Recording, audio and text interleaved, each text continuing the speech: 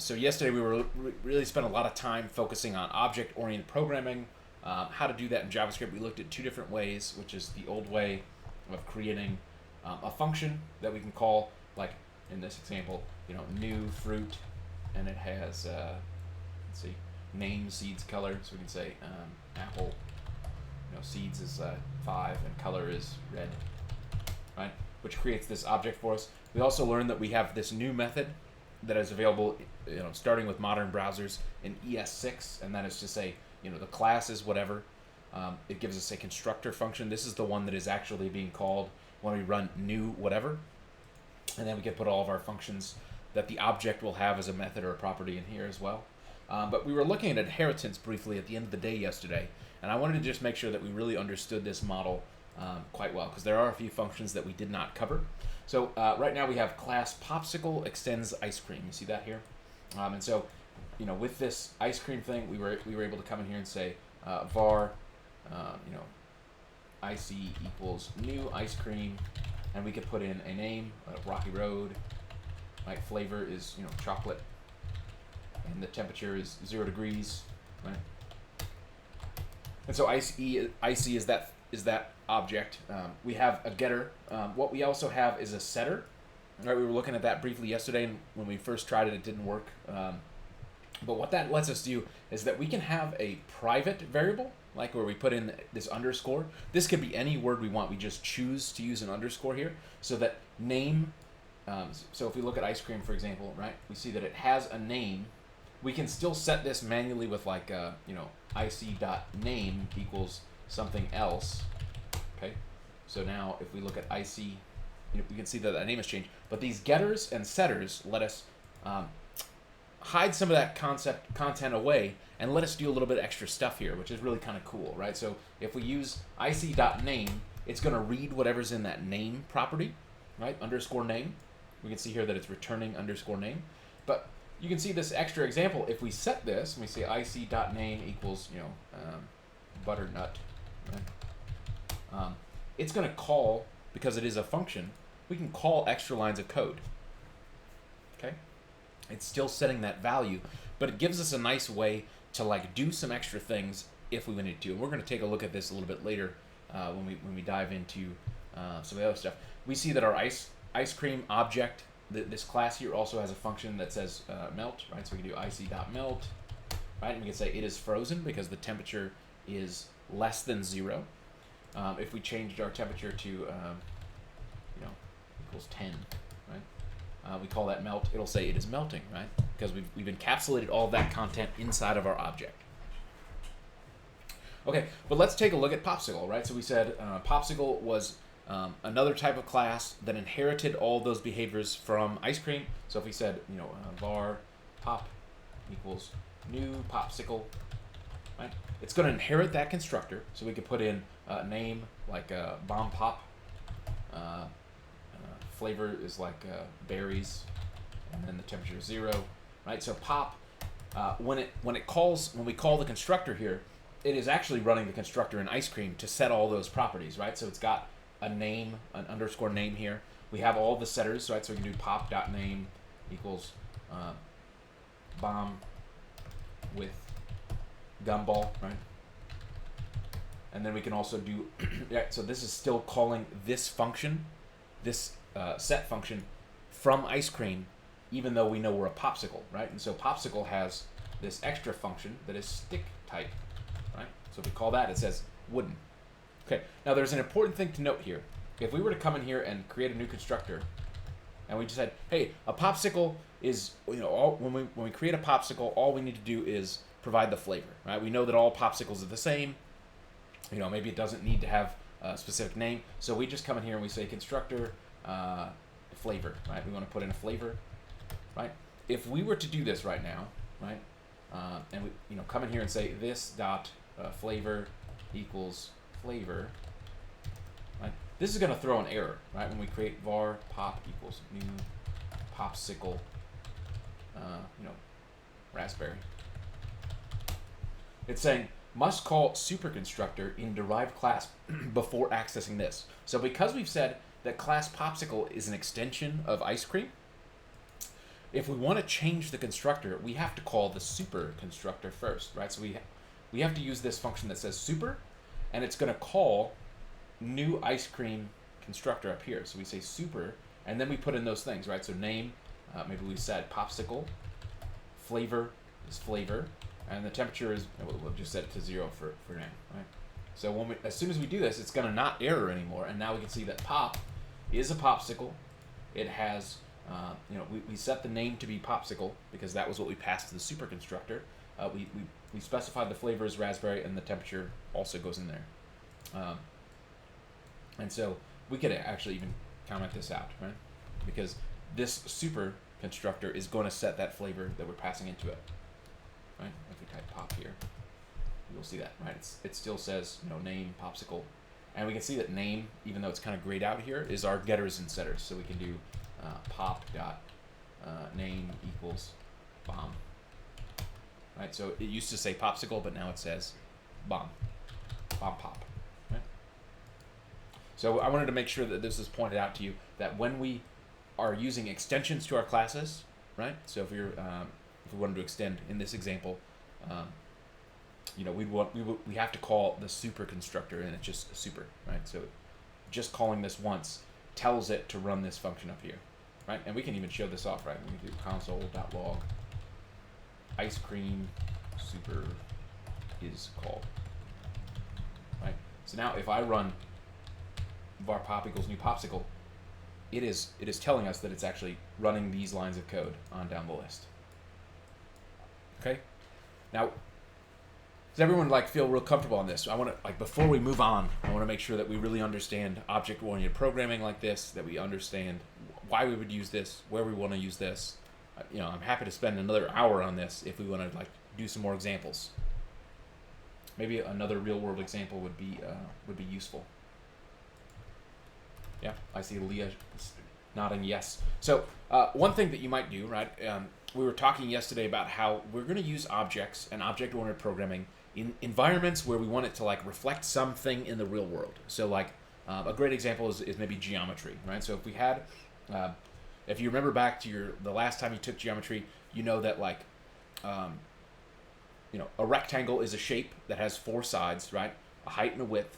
Okay, a square is a rectangle, but the difference between a square and a rectangle is that a square will always have 4 sides being the same. So let's maybe model that out real quickly using classes, right? So let's add our comments here, and we'll say create rectangle superclass, right? And then we'll have another comment that says create square class extending rectangle, right? So let's first define our parent class, right? So let's maybe think of some things that we would maybe want to write in our rectangle object. So let's think of class rectangle, right? And so we know we need a constructor, so we'll put that in here, constructor. We probably want to have a set height, set width. We probably want to have something that will give us our area, right? Height times width is the area of the rectangle. And let's just see what this gets us, right? So let's make a constructor. And we'll say maybe the constructor takes a height and a width, right? Because that's really all you need to know about a rectangle. All right, so we'll say this dot height equals height, this dot width equals width. All right, and so we have the basis of a rectangle class, right? Even without adding any extra functions, this is an object that can hold a height and a width, and if we wanted to, we could choose to write code to take advantage of this. So we can say var rect equals new rectangle, and we'll say height is 25, width is 100, right? And so we can see now rect has those properties in there, right? That's the basis of our object. This is created, right? We can make a second rectangle, and we can say var rect2 equals new rectangle, and we'll say this one is 50, 1,000. Right? So these 2 rectangles exist and have different heights and widths. Okay, cool. So let's use some of our getters and setters. So to do this, maybe what we want to do is we want to say height and width. We know that these properties need to exist in here, but we want to do cool math on it so that we can do things like area. So let's just use a setter real quick. So we'll say set height. Right, and we say height in here. Let's change this to underscores so that we know these are like kind of different named, right? So if we kept this the same, right? Look at what happens if we say console.log setting height, right? And we say this dot height equals height, right?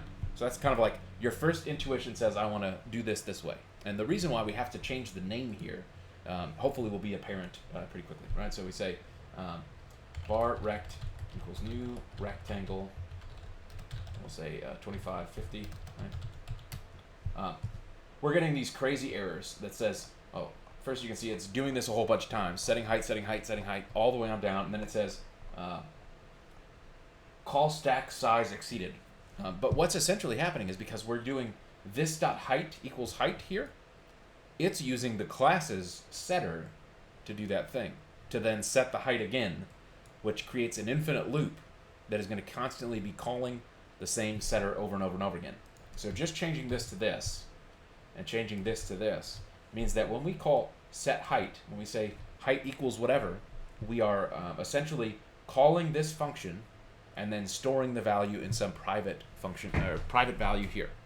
In other programming languages, PHP, Java, C++, they use a similar type of model like this, and they actually will call these private variables. So they will be a variable that can only be accessed inside of the object itself. So any function that's in here can access this variable, but outside of this variable, if I wanted to come in here and say, rect.height, right? That should throw an error. So let's see what happens now that we fix this. So let's make ourselves a rectangle, right? We know that this rectangle has a height of 25. We set it correctly with this setter, but let's see, we can still access this private variable. JavaScript has no concept in this version of the concept of private variables, but we're still writing the code to store information in a variable that exists just within this class. Okay, so we'll do the same thing with width, just to be set up, right? So we can copy this. Go ahead, Gregory. Private variable is the new language that came out in the. I'm calling the group people who make the rules. ECMA script or ECMA, Yes. like the standards organization. What was the question? This is like that's the new prop. That's when did it came out? That's the question. This model of using like this type of stuff. Yes. Yeah, this came out in ES6, which is the 6th version of JavaScript. Alright. So it's kind of new. But the caveat being that these aren't really private variables. These are just pretending like they're private variables so that JavaScript, the programming language, will look like other programming languages. What number are we on now? 6. Although, they're probably working on a version 7 somewhere, right? Okay. Okay. Cool. All right, so we've got our getter and setter for height and width, right? So if we make a var rect equals new rectangle 2550, right? We can now see that rectangle has a height and width variable inside of it, a property, underscore height, underscore width. But we could have made this anything, right? This could be underscore, like these are just variables. So whatever we choose to call them is completely up to us. The fact that we put an underscore in here in front of it is just a convention, right? This is like if you see other people's frameworks and libraries, especially in JavaScript where private variables aren't an actual thing, they will often use an underscore to say like, hey, you shouldn't probably be touching this variable, even though you can, right? So we could make a rectangle, right? And we could say rect, if we say rect height equals 25, or let's say 50, right? It's calling, let's make sure we keep these the same too, right? It's going to call this function. It's going to tell us, hey, we're setting the height. This height equals height. But we could also just as easily, right, say rect height equals 100, right? And now, if we look at rect, the height has been changed because this is not truly a private variable, but you'll notice that it did not call this console.log. So when we write these types of getters and setters, the purpose is just to provide a very clean way to make sure that things are being done correctly. Like if you wanted to have a whole bunch of functions in here, maybe this is calling a website or storing something online. We're going to use these to actually do that instead of manually setting properties. So just like with height and width, right? If we do rect.height, right, that's undefined right now. So we also need to provide a getter and a setter, or a getter as well. So we'll do get height, right? We just say return this dot height, and we'll do get width, return this dot width. Right? So let's just maybe give ourselves a comment here so we can keep this in track. Getters, right? And so now when we have our rectangle, we can say rect height, and it's going to return 25. But just like with our setters, right? The reason we might want to do this is if we wanted to come in here and do something. So we can say like console.log getting the height, current height. Right, so we can add multiple lines of code in here so that when we're accessing these values, we can do extra stuff. And so maybe the easiest way to look at this, right? So we know that height and width multiplied together is going to give us our area, right? So we could do something like get area, and we could say return this dot height times this dot width, right? So now if we do rect, right, rect.area is going to give us that value multiplied back together. Now there's a stylistic difference here. Because we're doing this as a get, it is not called like a function, even though it is a function, right? We could also change this into a function just by taking away the getter. And so now the way we would call this would be rect.area, and we have to actually call it with our parentheses, right? If I call area like this, it's going to tell us this is a function. When you would choose to use a getter versus a function like this is dependent entirely upon like how you're going to use this function. Using a getter like this is really efficient. If you just want to say, I'm going to create my rectangle again, right? Rect.area is perfect like this, but if for some reason I needed to put this in an event handler, like so I want to pass this as a function to be clicked, then I would need to turn this into a regular function so that if, for example, I wanted to have a, let's make a button real quick here, right? Like button ID equals area button, right? And just for the sake of being silly, alert area button.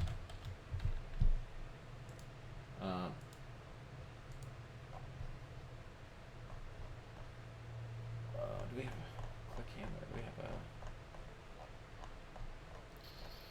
Trying to find if we have like all of our form inputs in here. Oh, let's just make it ourselves, right? Where were we at? Rectangle. Perfect. Let's purely for like observational purposes. Document.get element by ID. Call it area button. Area button dot add event listener. Click. And we'll say function. So what we'll do is we'll say when the click happens, well, it's actually let's just put it in here as a reference, right? So we'll say rect.area, right? Or here, just for the sake of new rectangle, 25 dot area. If we do this like this, right? This add event listener is expecting its second argument to be a function, and so if we have this as a getter, right? Oh, we have to wrap this in document.add event listener DOM content loaded function. Right, because this doesn't exist on the page yet. Add event listener. What? Oh. Yeah, it's showing you the error, right? Because we changed this to a getter. This is expecting a function here, and what we're sending it is a value, right? So if we change this to not be a getter so that it's accessed as a function, now when I click on this, it should alert, though it is not. Do I have a typo here? What do we got? Area button. Oh, I need to put this in a, let's like have this button do something. Alert. Right. So, why is it saying not a number? That's interesting. Let's log this out. Console.log this.height. Undefined. Interesting. Let's see if putting this in a thing like that will make it work. I don't know how that's working. But anyway, if you need to use this as a function, because you want to pass this to an event or to another function that requires a function, then you can't use this as a getter. But I like the ability to have this as a getter, right? So we can do return this.height, this.width. Let's take this out so that it stops breaking our code. Right? So when I call new rectangle, I can do rect.area, and it's going to tell me that. So it's computing that value, right? So to me, this is like a pretty good rectangle, right? We've got a height, a width, we've got some setters and getters, and we have a function that returns the area of this thing. But we want to make a square, right? We know that a square it's a rectangle, but it has a height and width that are the same. So let's define that now, right? So we'll come in here and say, let's shrink this up, and we'll say class square extends rectangle. Okay, and we know that rather than having it call height and width like this, right? Because if we called this right now, class square extends rectangle, we would have to pass in a height and a width, but we know that's always going to be the same. So we want to come in here and say constructor, and we say height, or just say like side length, right? The first thing we need to do is we need to call super and say side length, right? So it's going to call the constructor of rectangle, but have both of them be the same. So this is the easiest possible implementation of square we could have made, right? So now, if I make a square, I could say var sq equals new square, and I just say 25.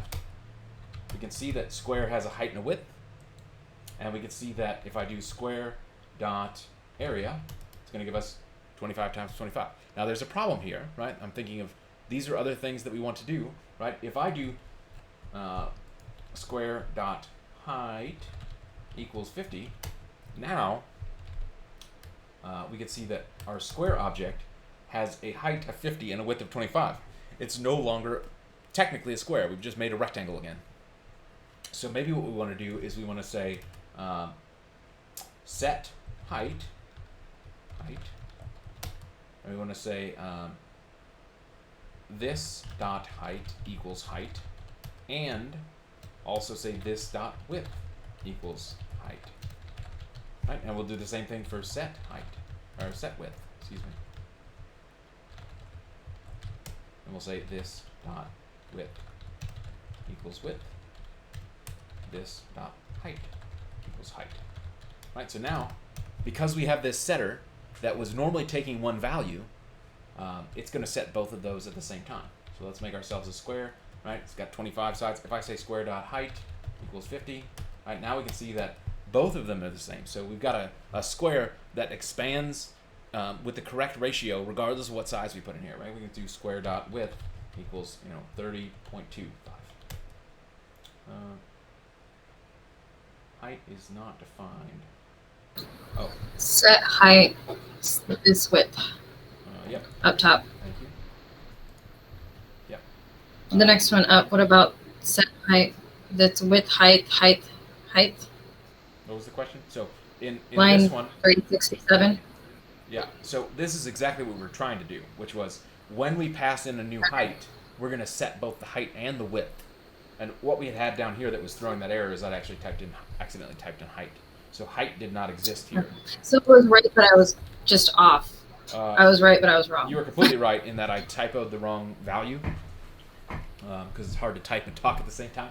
But so like when we do this now, right? We make a square. What we were showing off is if I type square dot width, even though I'm setting one like property of the square, it's setting both of them at the same time so that our dimensions remain correct. And square dot area will return a correct value. Cool. So this is, to me, like the power of object-oriented programming for things that mirror a real-world object, right?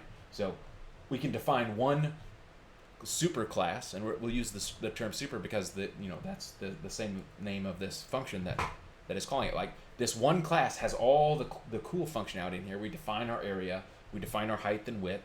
It gives us a template to work off of, so that when we want to make a subclass, which is like a special version of this object, we can do that very easily in very few lines of code. And it's given us a lot of power to create a model of the world. Everyone following along? How are we feeling? This syntax that we get in ES6 is extremely powerful for letting us do this correctly. Okay? The old model of doing this, we could do this in traditional JavaScript as well, not ES6. It would be like this. So let's, because I know that Andrew was working on his stuff today with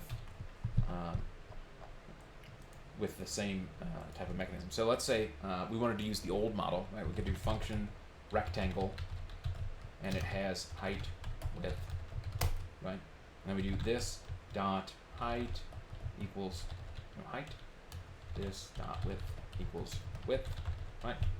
So now if I do var rectangle, it's var rect equals new rectangle, 25, 50, right? We have kind of the same object. It's still a rectangle class object. It's doing the same thing that our class was doing. But then if we wanted to add the extra functionality, we'd say rectangle dot prototype dot area, right, equals function, and we'll just do return this dot height times this dot width. And so rect.area, right, is a function that we can call. I don't think you can do getters and setters in this old version. That might be something that is specific to ES6 and this specific syntax. So if we wanted to make a, the old way we would do this was we would actually write stuff that would be like rectangle. Let's make square, for example. Function square, right? And we say size. Say this dot height. Oh, we would still call. Let's try it this way and see what happens. Super rectangle. I don't think this is correct. Yeah. So what we would probably have to do is we would say this dot size, or this dot height equals size, this dot width equals size, right? And then we would come in here and say square dot prototype equals rectangle dot prototype, so that we would still get that area function. Okay. So this is going to say, hey, when we have this class of square, inherit all the things that were properties of rectangles. So then we can say var square equals var square equals new square. Okay. And so we can see square dot area gives us 625. Now if we wanted to recreate that functionality, what we were saying, because square has square dot height, right? What we would generally have done previously is we'd write our own getters and setter functions. So we would say, square dot prototype dot set height equals function height, and then you do this dot height equals height, this dot width equals height, and we would do the same thing for width, right? We'd say this set width, yeah.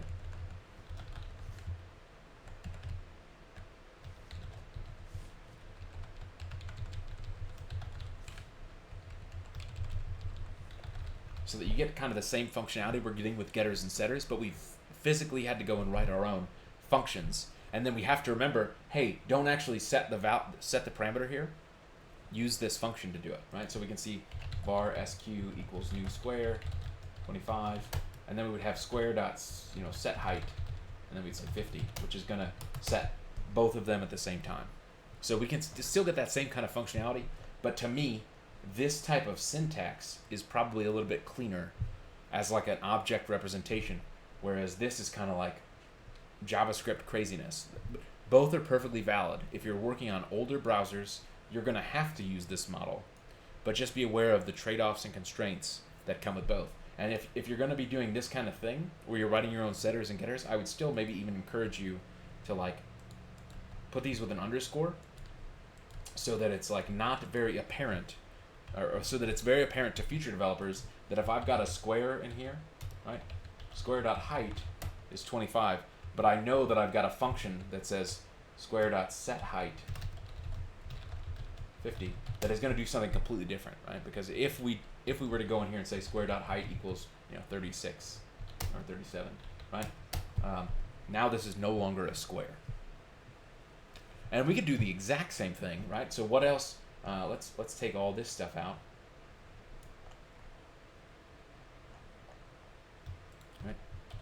Right. Another thing that we might do is we could say, let's undo this, right? So, here. Perfect. So we're back to where we were. There might actually even be a class that rectangle inherits from called like class shape.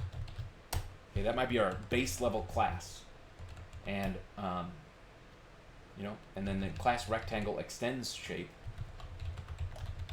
Okay, and so now if we make a rectangle or rectangle, right?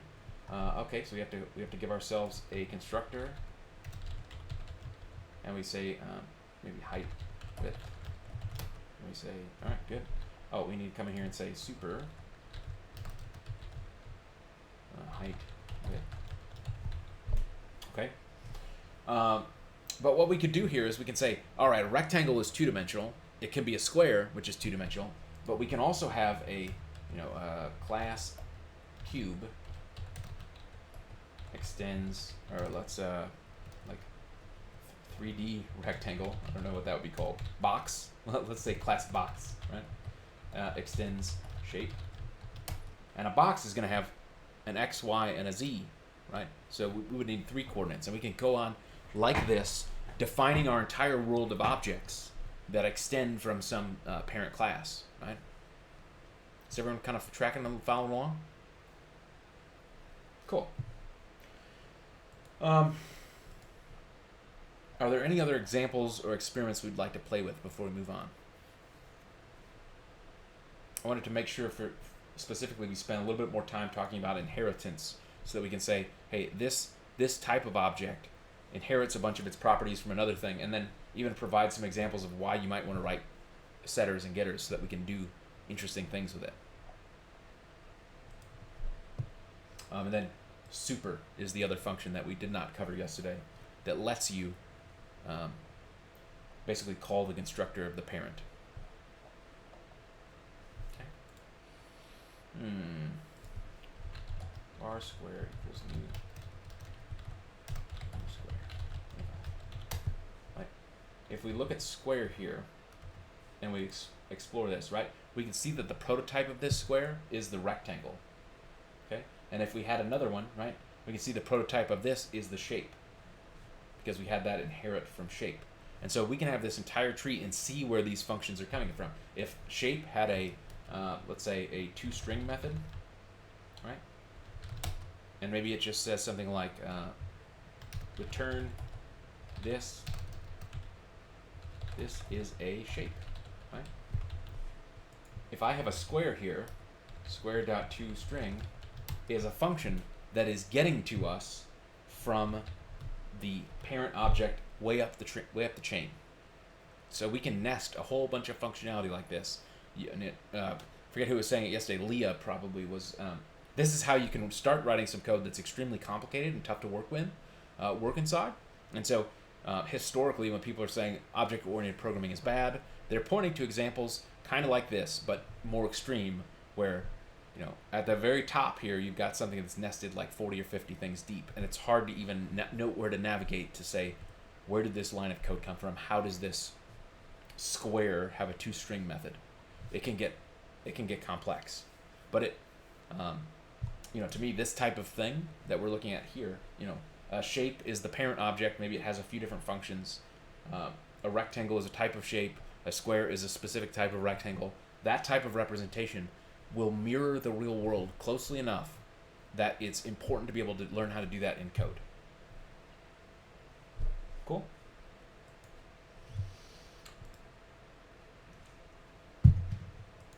All right, cool.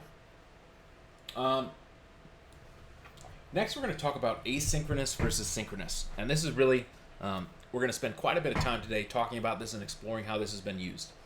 We've mostly to date been doing synchronous programming, which means that it's going from top to bottom. Each line of code is executing, and we're going about our business. We've seen a few ways that has caused us problems, right? So, like if we took off defer here, right?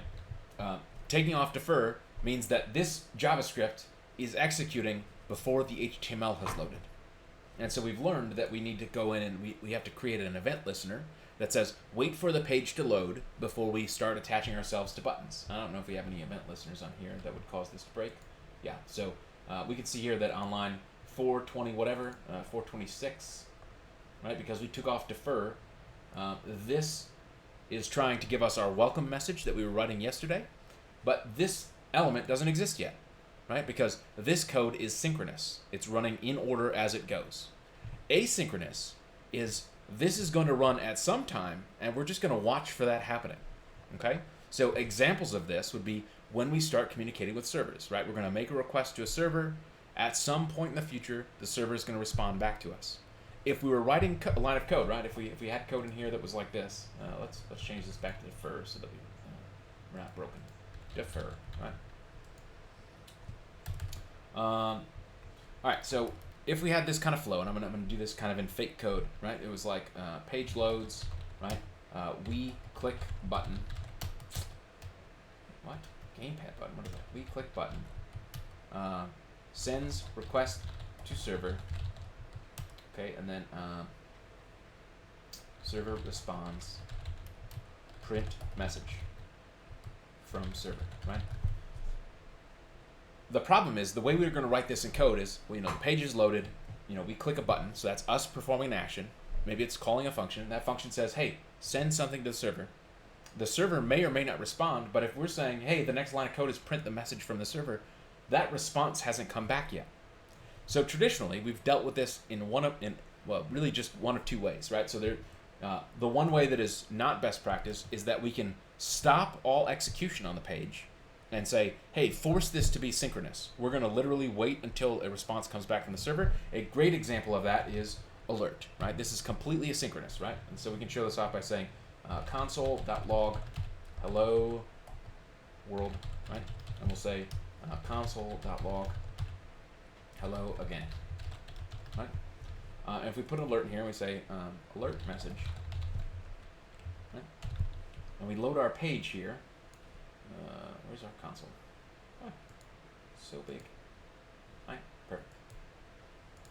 All right, let's reload. So you can see it says hello world, but nothing else has happened because this alert is blocking the next line of code from running. Okay, as soon as I click OK here, it says hello again. This is a perfect example of synchronous execution being stopped by us doing something. The problem is if we wanted to use synchronous communication like this to communicate with our servers, you cannot do anything else on the page while this is happening, right? JavaScript runs in a single thread, with one exception, which we'll talk about much later. JavaScript is always going to go, one after the other. And so how we would deal with this previously, and we've kind of explored this with our timeouts, right, is that we would make this happen in a callback, right? So we would say something like set timeout, function alert, whatever, and we'll say, hey, just do this right away, right? So now we can see hello world was called, we created a timeout, and then hello again happened. So we've taken this function, which was calling alert, out of the scope of this synchronous execution. So it's still going line by line. This line fired first, but we said, hey, create something that happens immediately that blocks execution, but it did not happen as fast as it ran this next console.log. right? I think you can get into some conditions where, because we're saying, let's make this like 1, for example, right?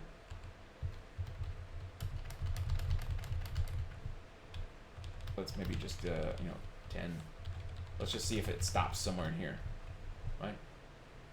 Okay, so no, this is executing so fast that you could probably do 1,000 things before that alert fires, and I don't want to test it, but just know that like because this has alert is a blocking synchronous thing, it has the potential to stop our execution.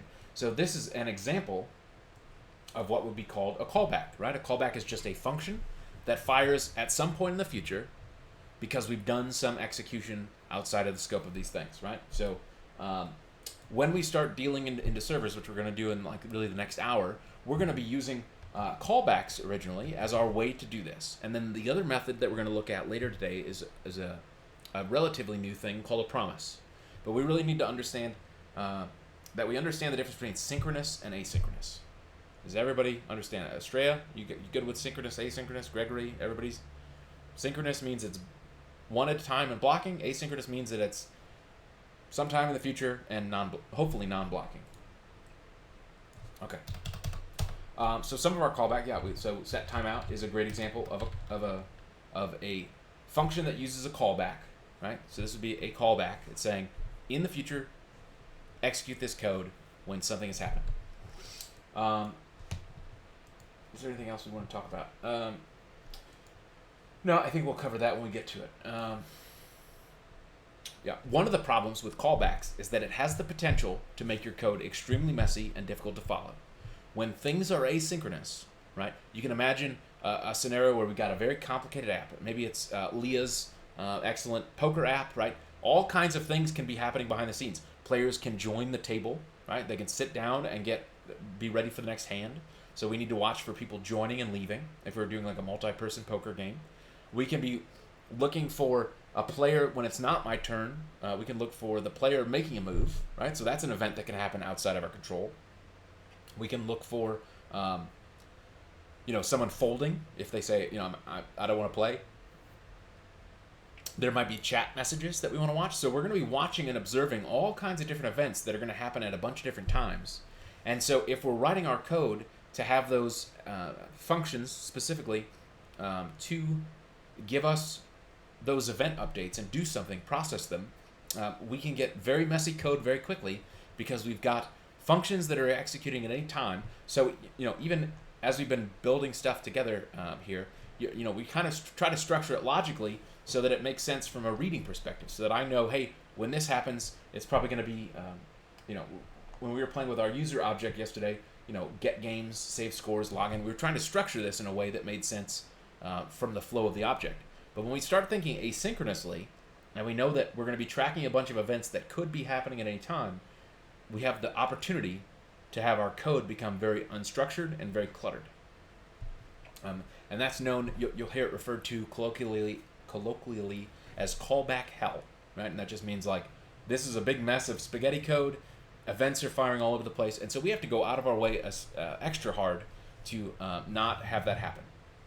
In response to that, because we have been dealing with callbacks for 20 years of JavaScript, ES6, and to some extent this was kind of introduced as a library in ES5, introduced a concept called promises, which let us chain events together asynchronously, and we'll look at that today as well. Any questions about the difference between asynchronous or synchronous? Any thoughts? Does it kind of all make sense to you, and you just really want to explore how we'll use this? Okay. Before we do that, it's 5:46. Let's take our first break, come back at 6, and then we'll have like really an hour to dive in. And the first thing we're going to explore using callbacks is the XMLHttpRequest object. So 5:46, see you at 6. Resume recording. Okay, so up until now, we've been kind of playing with synchronous JavaScript, but now it's time to start experimenting with how JavaScript is extremely powerful in the first place. We've talked about this a few different times, and that is using AJAX. AJAX, if you recall, stands for asynchronous, which is what kind of what we've been talking about today, JavaScript and XML. The reason it has XML, as we mentioned before, was way back in the 90s when this was kind of invented. The theory was if you're going to pass data between computers, you're probably going to want to use XML to do it.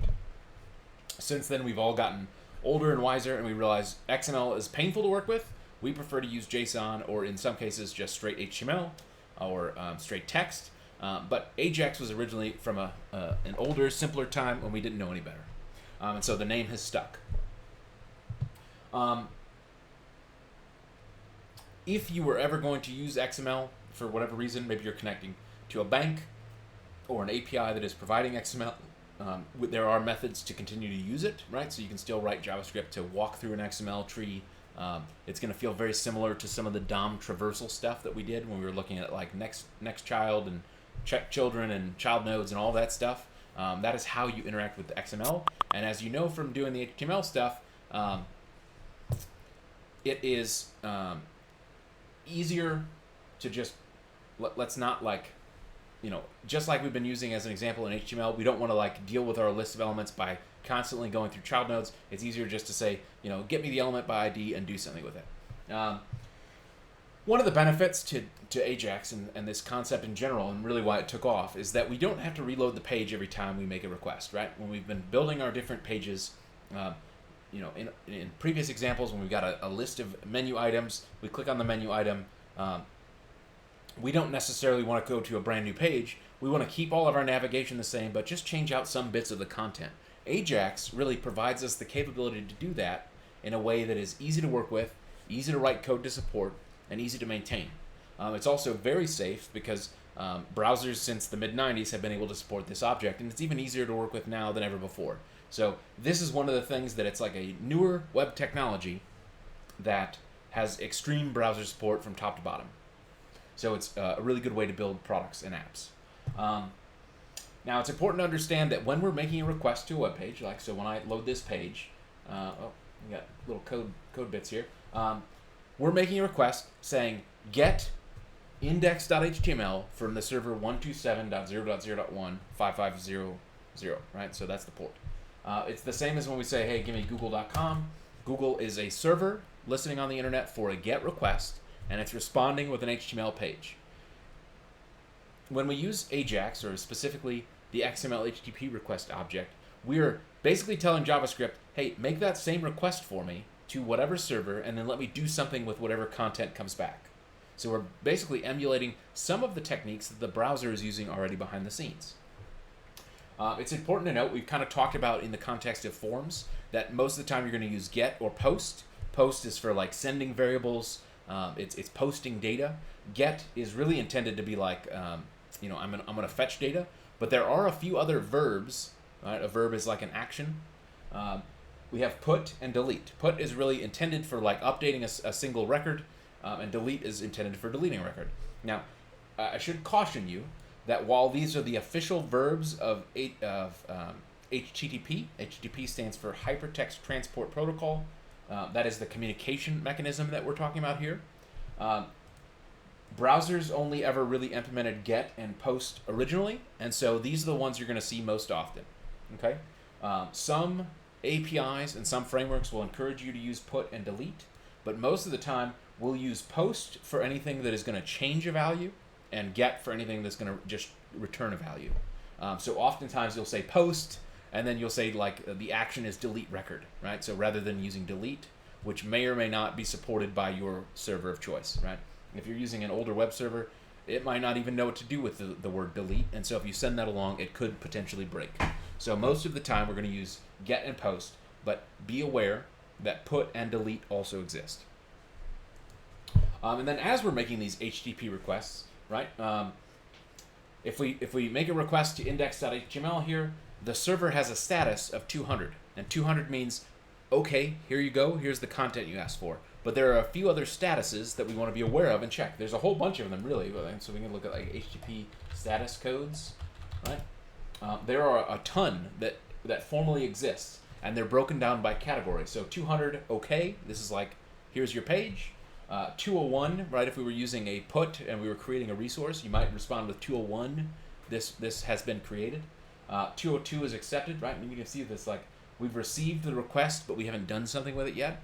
Most of the time, There are all kinds of HTTP status codes in here that can cover a wide variety of concepts. The other ones that you might see pretty often is 404, which means, hey, if I called for index, right, we can do it here and see this happen, right? This server does not have index2.html, and so you're going to get this response that says cannot get index.2.html, and it's going to return a status code of 404, which means file not found or resource not found. Other ones that you might see pretty often, sometimes 403 forbidden. So if your website requires you to have a username and password or be logged in, you might see a 403 forbidden, letting you know, hey, we're not there yet. You don't have the credentials to access this resource. And then some of the other ones that will often happen is error 500, which means that there's, you send a request to a page and the page actually broke on the web server. So when we get into backend scripting, when we have errors that are caused by us writing incorrect code in JavaScript on the back end, we'll want to return a 500 internal server error to let the front end page know, like, hey, there was a server problem. There was nothing wrong with your request. It's on our end. And then sometimes you'll see, service unavailable or gateway timeout. These are generally network-related problems, which is like the server knows that this should exist, but the server was relying on a database to have some information, and it couldn't contact the database. So sometimes you'll see that. So 200 level codes, if you think of the 200 region, is like, okay, everything worked well.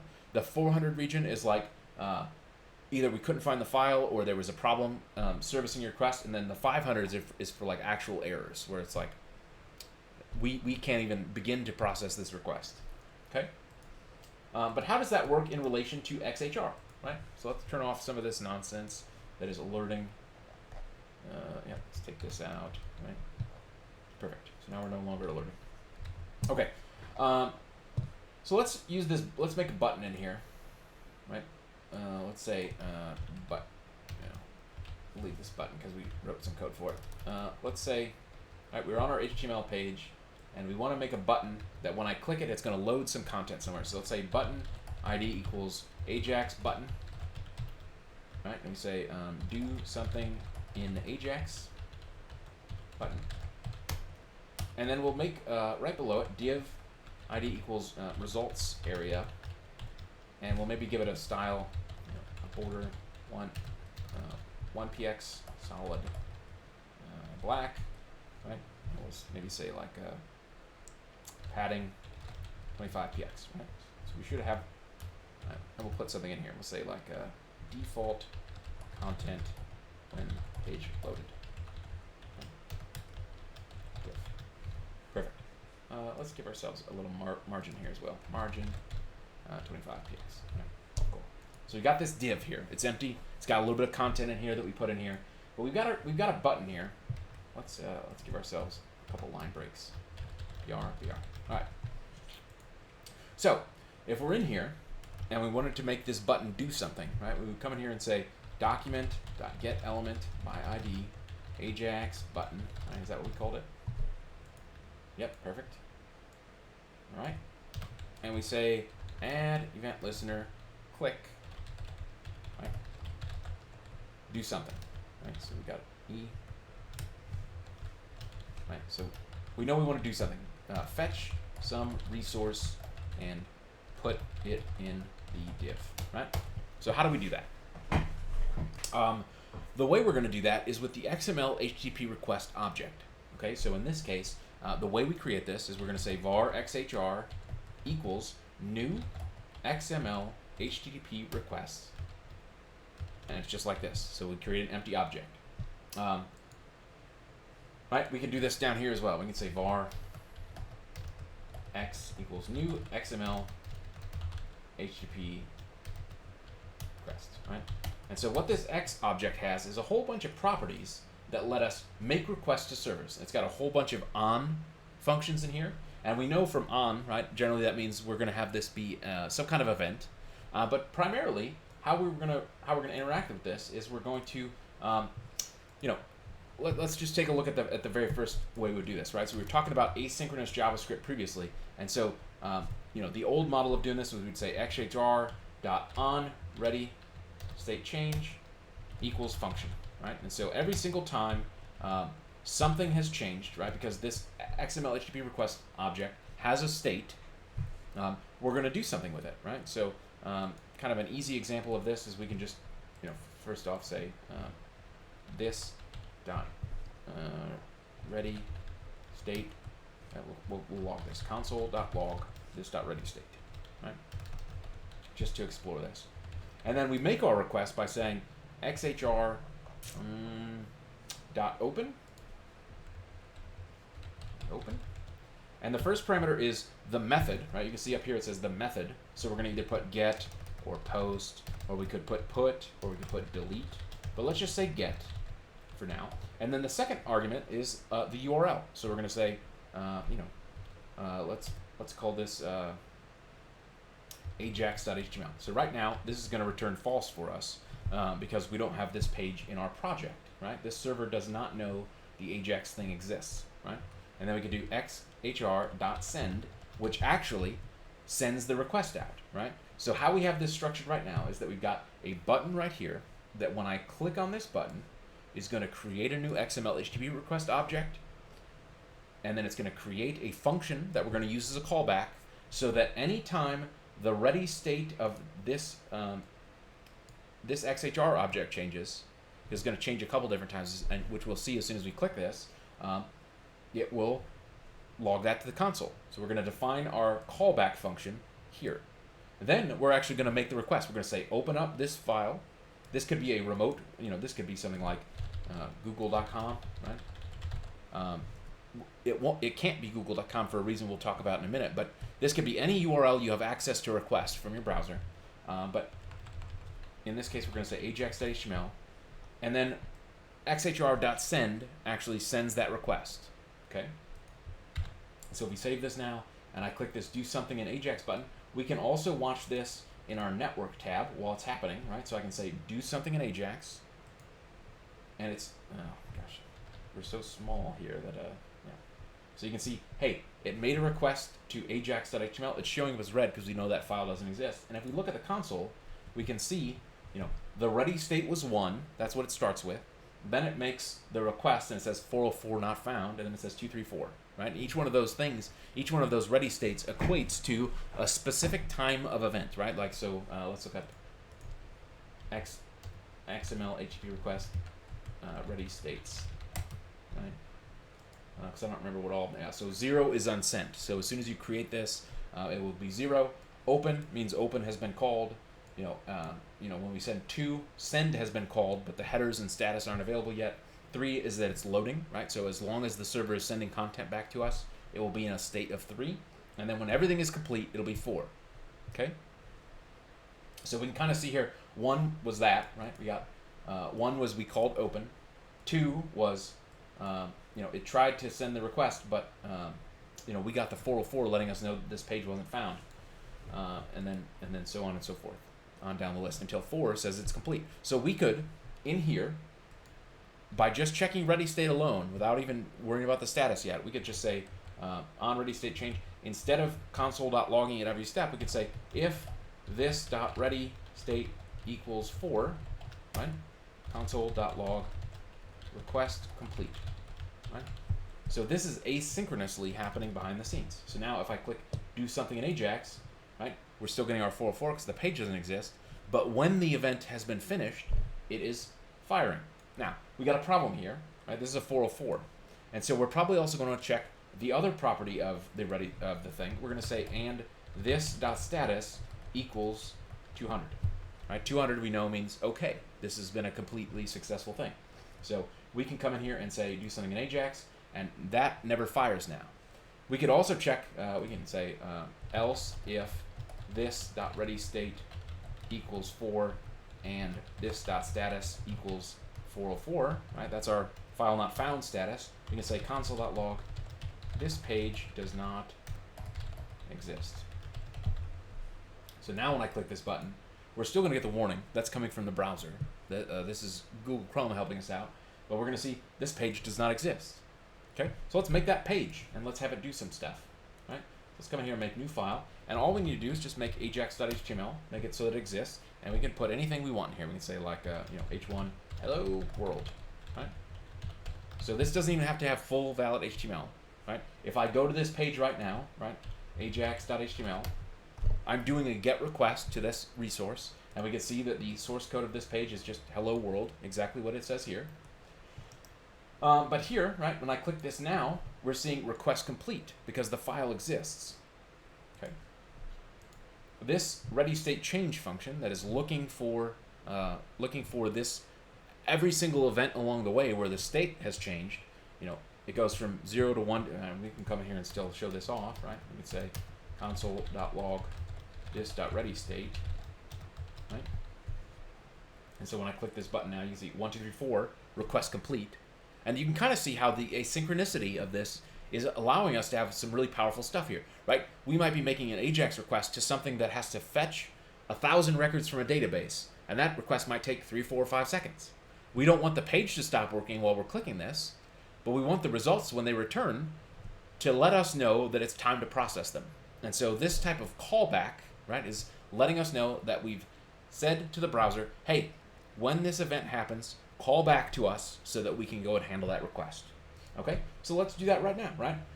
What other things all right, so we know we have, if the ready state is 4 and the status is 200, that's a good request. So what we can do is we can operate on XHR, right? We can go console.log XHR.response text, right? Response text is going to contain all of the text that was sent back in that request. So in this example, because we're calling ajax.html, it's going to return back this as a string. Okay, and we can see this right here because we're going to log it. We can see hello world. And we know how to add content to the page, right? Andrew, how would I add this response text to our div, which is called results area?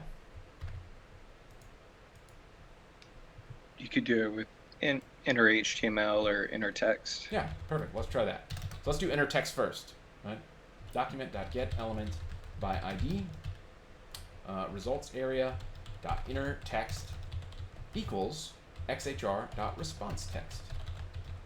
Right?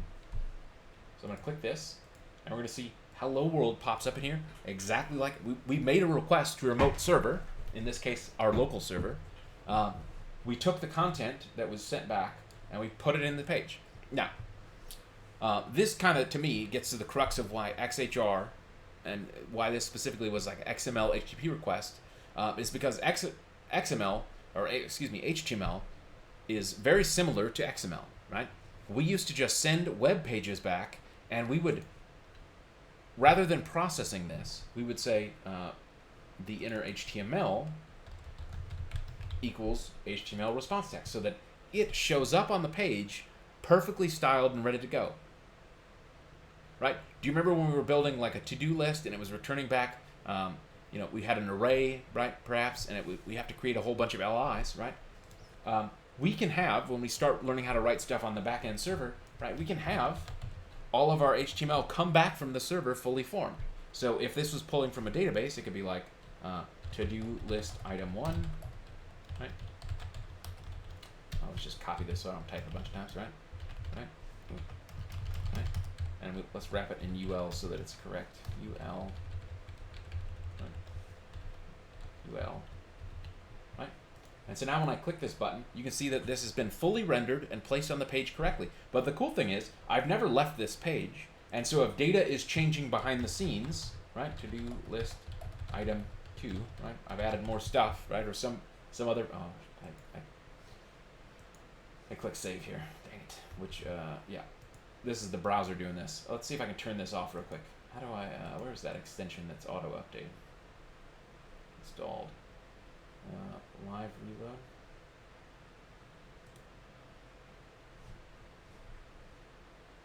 That's going to turn off the whole server. Can I change a setting on this to show?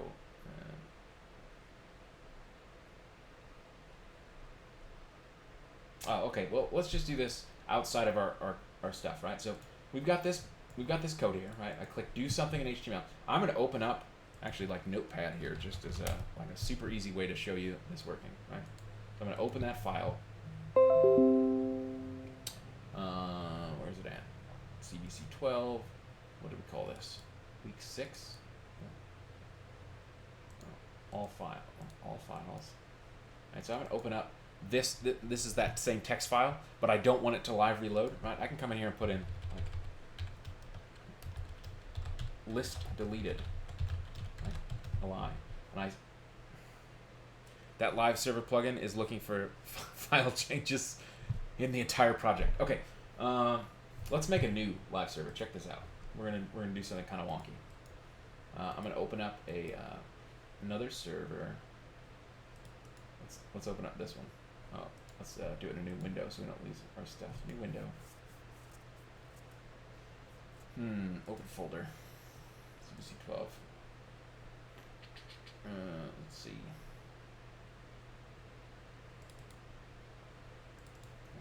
Cool. All right. So now I'm going to create a live server here.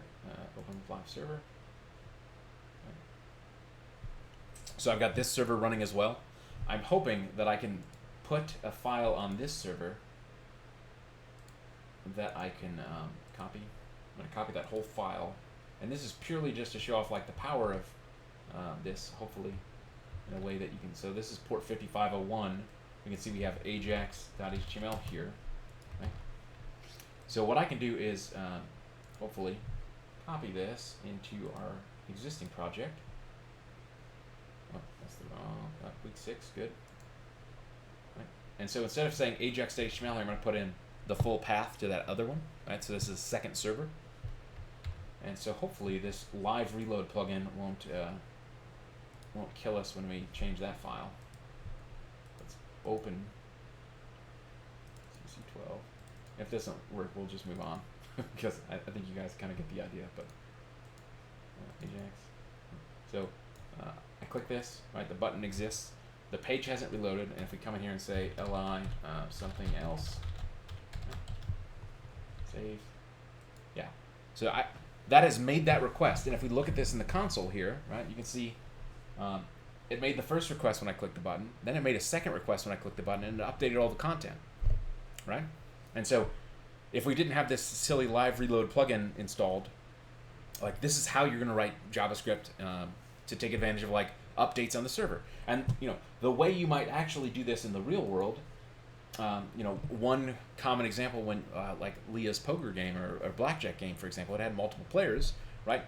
You might have a set interval function that is running just kind of every 30 seconds or so that is checking for, hey, has another player made a move yet?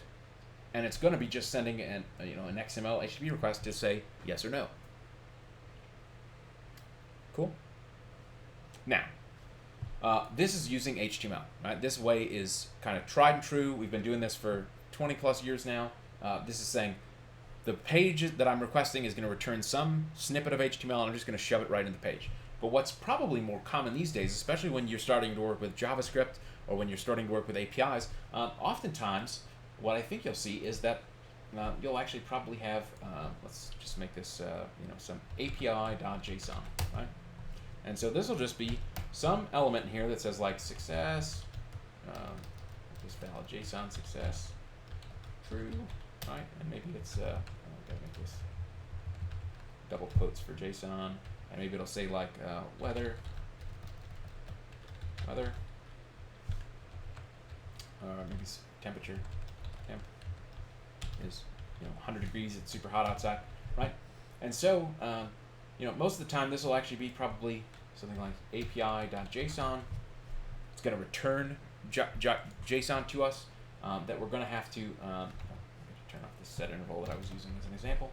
Right. So when I click this JSON button, you're going to get this information back here, which we know we probably want to not just put into our HTML, but do something with. And so we would come in here and say something like JSON.parse XHR.response text. And then we'll assign that to var JSON from server equals, right? And maybe what we do is we make sure that this is a global variable somewhere, right? So that when that response comes back, we're actually going to process this JSON and turn it into a JavaScript object we can work with, right? So if I click this button now, we're still going to see this update here because we put it there, but now we can see that JSON from server is actually an object that has a a .success option. It has what's the current temperature, right? And so we're getting information from a server completely asynchronously. We haven't had to reload the page. If the server response is slow, oftentimes what you'll see is when you click this button, it would make a like a little spinny widget or something that would show that like, hey, it's sending the request, and we're just waiting for the response to come back to us.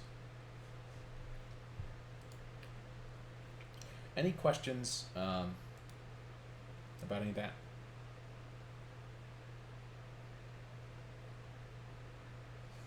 Maybe we'll look at some more examples and maybe build some stuff with it. This is extremely important. I would say, yeah, go ahead, Andrew. Is it XHR just a name you chose, or is that specific to this? It's a pretty common shorthand, and it's XMLHttpRequest. So when I need to think of a name for variable, okay. I will often pick this. But it might, this can be anything, right? It could be like my request, right? And then you have to make sure that it was my request, right? Because we're creating an object here, an instance of an object. My request. Oh, I want to do this, not response text. This. My request. Right? So whatever you put as the name of that object, that instance, whatever variable you create here, you're going to want to use it throughout. But then, because this is a function that exists in the context of onReady state change, this is going to be the object itself. Okay, so when we click on this, right? If we console.log this,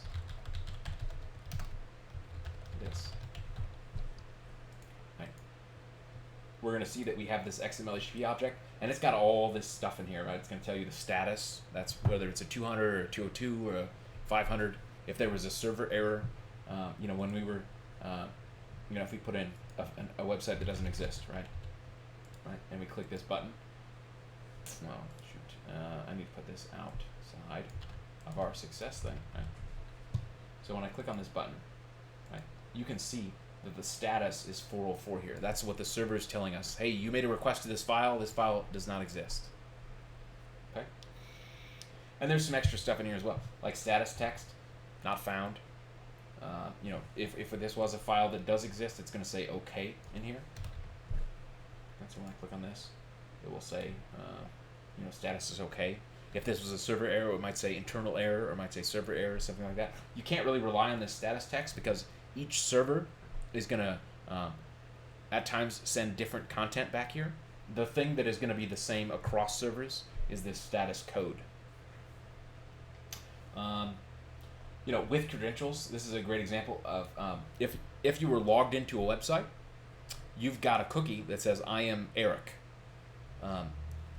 This XHR object, by default is not going to send those cookies along. So if we had a password protected page, we would have to tell this XHR object, send my cookies as well. And so then this would say with credentials true, and then the server would know, hey, you are allowed to see this information. Here's the response. And then response is a shorthand for the response text, but we almost always want to use response text itself, just in case it's a special type of document. Like this, if this was XML or maybe it was a binary file, sometimes this will be garbled. So if we're just trying to operate on the text, just use response text as a class. The onReady state change, this is our this is the function that we have. So every time the status changes, this function is being called. This is a pretty reliable way to access that, to let us know when is our request done, what is the status when it's done. But we have other, we can do onload as an example, right? If we wanted to do, so rather than this whole thing, we could do my request dot onload this function, and we could do console.log content loaded, and maybe we let's just make sure that we're good here. That content loaded, it still did put that information here, but it's not going to fire each and every time, right? So you notice that onload only fired once. That's only when it's done. The problem with using onload is that you have to trap all of those other errors, right? So if this was to, right, some file that doesn't exist, we click on this, right? It's still calling content loaded, even though the information is not there. And so let's look at this. Right, let's see what the result is. This is only going to fire at one time, and so then you're going to have to come in here and manually check. Was the 404 ready? Was the status text here? A lot of the older tutorials that are going to walk you through using this object, a lot of them are going to have this method as the way to do this, but onload is also fine. XHR also, I believe, has an add event listener, right? I think it's my request add event listener load. Right, so we can do it this way as well. Console.log load happen. And then we could say, I don't know what this is. Probably it's not the right thing. Like this. It might be. Okay, cool. It's still the, so we could do this information right here. We can still set the value. So now you can see, we called this page that didn't exist. So when we did load, this is still doing a 404, right? And that was the same thing as the other, like the my request onload, right? My request onload function. Oh, excuse me, equals function. Right. These are really synonyms, right? So both ways are doing the same thing, right? But you see, we're calling a page that doesn't exist. So when we're saying, hey, put that stuff in here, right? We're actually putting the same response we get from the server when we called some other page that doesn't exist, right? This is the content of that request. So one of the ways, one of the reasons I like to use this type of thing is that it lets me double check this type of information to like prevent that from happening. So we could still do that in here. We could still say like if this dot status equals 200, right? Else, maybe we put in an error like document.get element by ID results area dot inner HTML equals error loading page.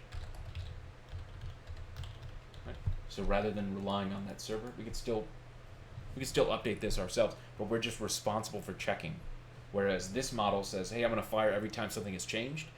But this also gives us the ability, because we're checking into each step of the event, to like if we wanted to implement progress bars and stuff like that, that would be the way to do this, right? So each one of these state changes potentially is letting us know we've made a step of progress along the way.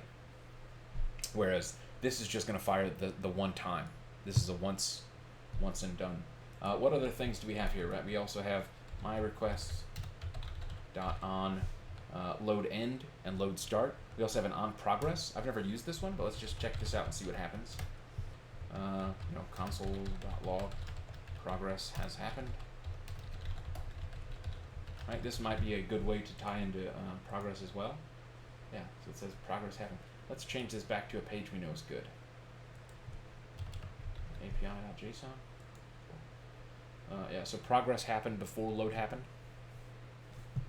So I think both methods are going to give you equally good results. I kind of grew up using XHR using this method, but you can also do the on methods as well. And then also you can do, if you prefer if you want to have all of your event listeners look the same way, you might want to use this method, right? Because this probably also has a progress thing. So we can say progress happened. Turn this one off. Right? Yeah, and it's still going to fire. So all those different events fire at different times. So let's look at, I know there's some error trapping ones as well, right? My request on. Oh, on error is one, right? So if we got an error that happened, right, we could do console.log. An error occurred. Right, and I think this is going to fire when we get a non-200 status, but let's just check and make sure, right? So on error should never fire because this is good, but this is a good request. But if we change this to, AppC, right, that page doesn't exist. Yeah. Oh, error doesn't fire. Let's see what causes this to happen. XML HTTP request on error.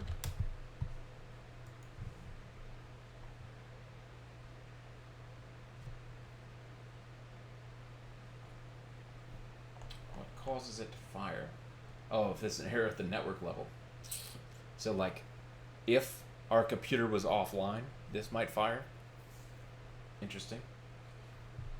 On abort is if you had like a button that would let you cancel requests. Like if you said download this big file, maybe you'd want to call this abort function, which would stop that request.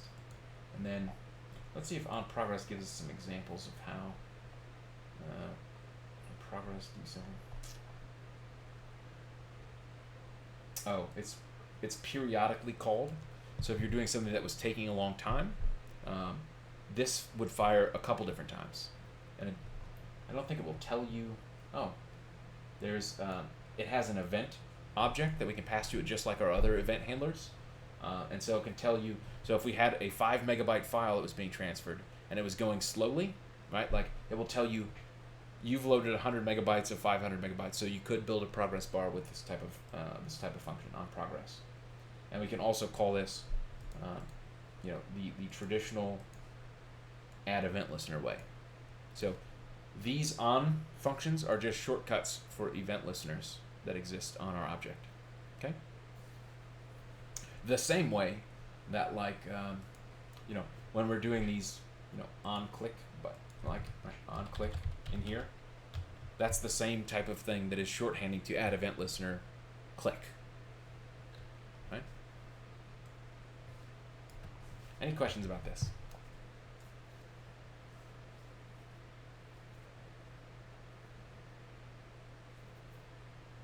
Let's maybe tie some of this stuff together in a way that is interesting. Let's open up one of our older projects. What were we working on that was saving stuff to a... we have it logging us in here. What were we doing last week? I think that was a pretty good project, right? Good folder. Maybe it was week 5. What did this folder do? I already have this open, right? Oh yeah, we had our rock, paper, scissors game where we were storing some of our results, right? So let's maybe developer tools. Right, well, how do we build this? I just close mine. Right. So we have rock, paper, scissors here. We have the JavaScript that's making it happen. That's not the one. Did we store these results? No, we're doing some event handling.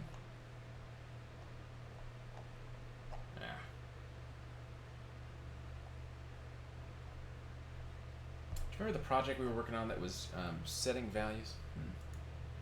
When we were using, it's probably one of these, right? Activity tracker, card game. We were doing that timer, the lap times. Yeah, what was that in? Gosh. I don't know. Okay. It wasn't in zombies. Must have been in here somewhere. Let's see if we can find it navigating through. I mean, we can always just start from scratch. That might be easier. Yeah. That's not it. 4.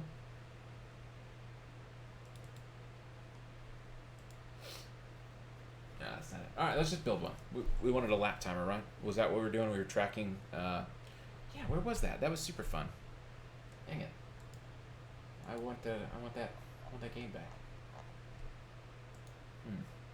Oh well. Let's just build something from scratch so that we have something that kind of ties together all of the things we've been working on to date, because I think we've learned a lot. Let's maybe make a project together, because I think it's time for a project. So what do we want to build?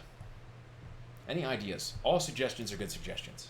Maybe we revisit like our activity tracker for fitness, right? That was kind of in the same spirit. Is there any other suggestions? No? All right. Better activity tracker. Right? Cool. Select folder. Got ourselves a new file here. Let us close this other window. Where did I put it? Here it is. Close. Right, good. Alright, so we're going to, just like with everything else, we're going to make ourselves a structure. We're going to say, here's our JavaScript folder, here's our CSS folder. Great. Cool. So we're going to make a new index.html file, index.html, and we're going to give ourselves a little thing. So we'll say activity tracker, right? So, oh, I got an awesome idea, right? Let's use the stuff we've already done in the activity tracker to make that not have a whole bunch of crazy pages like we did the first time. So that this will be about enhancement of existing projects rather than starting from scratch. So this will probably be better for us. So let's just open that folder, right, and pick up where we left off, right? Because we already had kind of a design here. It wasn't the best thing, but maybe we can start to improve this in a way that's interesting, right? We've got food.html, we got index.html, we have the weight tracker. So let's open this up and just see if the very first thing we can do is let's use Ajax to load pages in our content so that we don't have to build this crazy menu navigation. All right, and all right, cool. So if I click go live, right, it's going to pull up our page. What happened to our CSS here? Did we break our code here? Activity. CSS, good. Oh, we probably make it. Gosh. We keep using pages we built as an example, and then we break it, and then we can't come back to where it was. All right. Okay.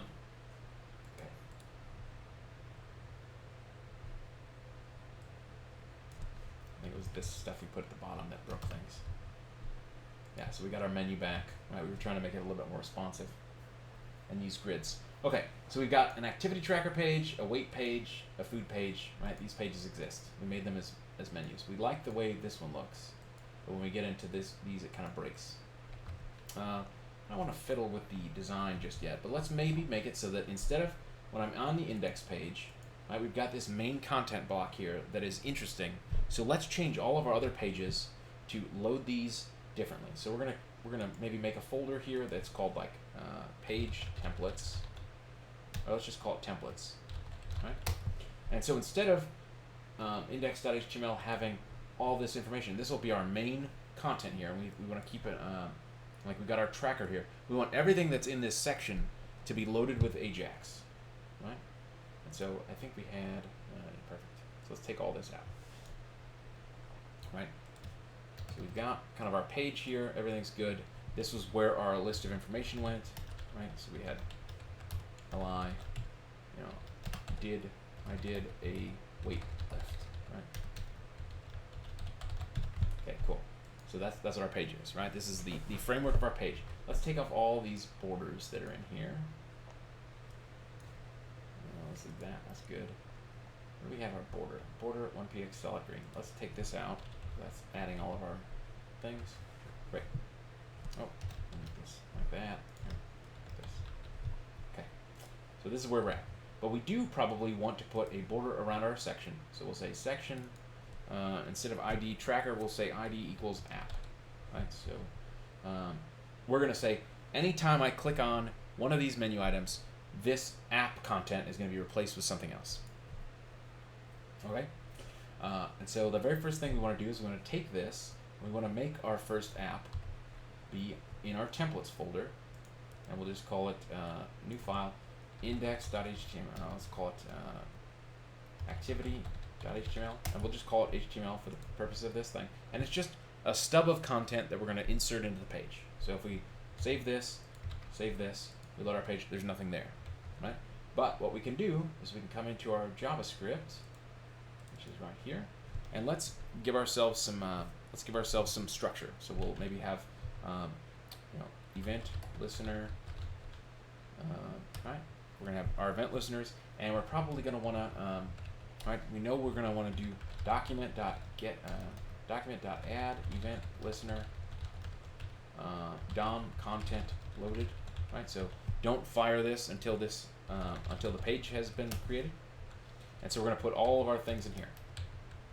So the first one we want to do is we know we have a menu, but when DOM content is loaded, we first want to load that HTML that exists in the first place. So maybe what we do is we write a function that says function load activity. And so this function is going to fire every time we click on the activity function. So we're going to make ourselves a XMLHttpRequest. So let's use let xhr equals new XMLHttpRequest, and we'll say xhr.onLoad equals a function. We'll use one of the onload ones, and we'll say what is the name of this element? App. Right, so we'll say document.get element by ID app dot inner HTML equals xhr.response text. Right? And then we do xhr.open, and we'll say get, and the URL is templates activity activity.html. Right? That's as simple as that. And then we say xhr.send. So whenever load activity is called, right, if we do this in here on our document console, right, inner HTML null, where's that? Line 24. Oh, I got some bad code in here. Where's it coming from? Oh, yeah, it's perfect. Let's take all this out from when we were playing before. Right. So when I load activity, right, what did I call it? Load activity. Oh, we don't have this. We have to load our JavaScript. So we'll say script type JavaScript. Oh, we'll just do source, and we'll say JS activity.js, and we'll put in defer, even though we are wrapping that in on a DOM content loaded. We just want to be extra careful because we can't guarantee that it's going to be correct, and we'll just say script. So now we've got load activity in here, and if I click load activity, right, it is putting our activity tracker in the same spot that our tracker was before. Now it's way off to the side here, and that's because we renamed the ID of this element, right? It used to be app, or it used to be tracker, now it's app, so we probably need to fix our, right, if we look in here, right? Yeah, so we need to just say app, so that our CSS rule applies. Yeah, now you can see it goes back to how it was before. Now we probably want to, because we are making this look a little bit better, let's maybe say margin 0 px, so the top and bottom margin we want it to be 0, and the left we want it to be like 50 px, right? Something like that. Just so we got a little bit of spacing between our menu and our thing. Okay, so we've got a function. When the page loads, there's nothing there, but if we call load activity, it's making an HTTP request to. We'd have to like see that on the page. But what we can do is, knowing that we have this menu in here, right? We'll just do ID equals. We'll do it on the A, right? So A href equals nothing, or we'll maybe put activity. We'll do ID. Well, let's do it on the main menu. It's even better, right?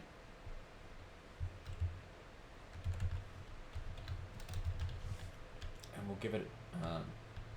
I'll show you guys a fun way to do this. Right? So we can say weight and food. Right? Instead of this being external, because these aren't external, let's take that out.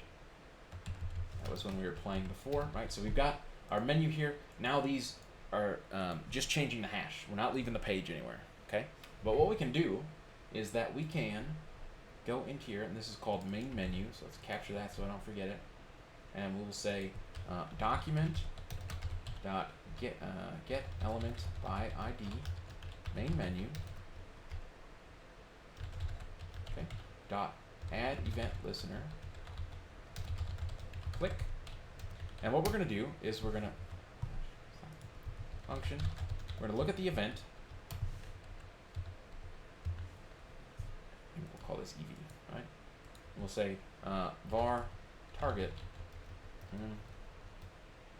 var page to load equals event dot target, right? And then we know we have an href attribute in here, so let's do event dot target. Let's do it this way: get attribute href, right? And so if we console log this right now, right? Console.log page to load. Right? When I click on these links, right, we're going to get that href attribute. So activity, weight, food, right? Right? And then you'll also notice that it's possible for me to click in between here, right? I'm clicking inside the UL, but it's going to show up null. So we probably want to trap that as well. So we'll say if ev.target.get attribute href, right? So we're making sure we click on that thing. That's the only time we want to fire this function or run these lines of code. Now we've got it so that if I click in here, nothing happens. If I click on one of these links, if the attribute that I actually click on has an href, it's going to return it back to us. Okay, now I've got the name here: weight, food, and activity. So if I keep the names the same, right, activity.html, then I can go ahead and make it so that instead of doing this load activity, I can write something that will load any of those pages. So this we know works, and maybe what we want to do is, by default, because we know we're on load activity, right, I can do load activity, right? So when the page is loaded, it's going to automatically call load activity anyway. See how this pops up now, whereas before it did not?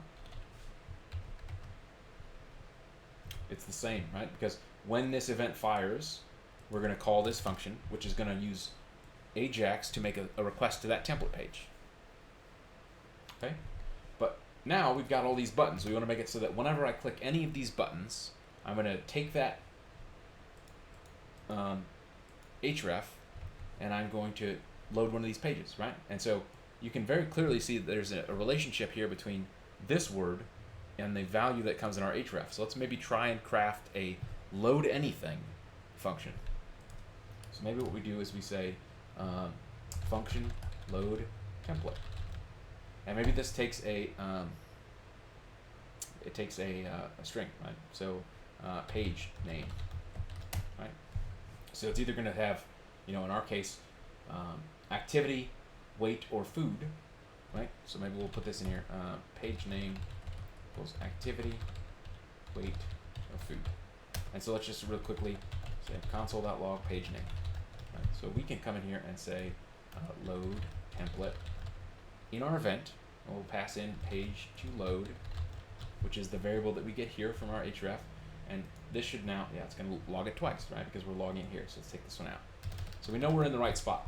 Now, there's two ways to approach this. We know that we have to load activity HTML, food.html, or weight.html. But what we're passing here is the hash, right? So it's got a pound sign at the front, and we're missing HTML. So we can either do this. So let's say var page equals something. Right? We want to strip off that first letter. Right? Does anyone remember how we strip off a letter in a string?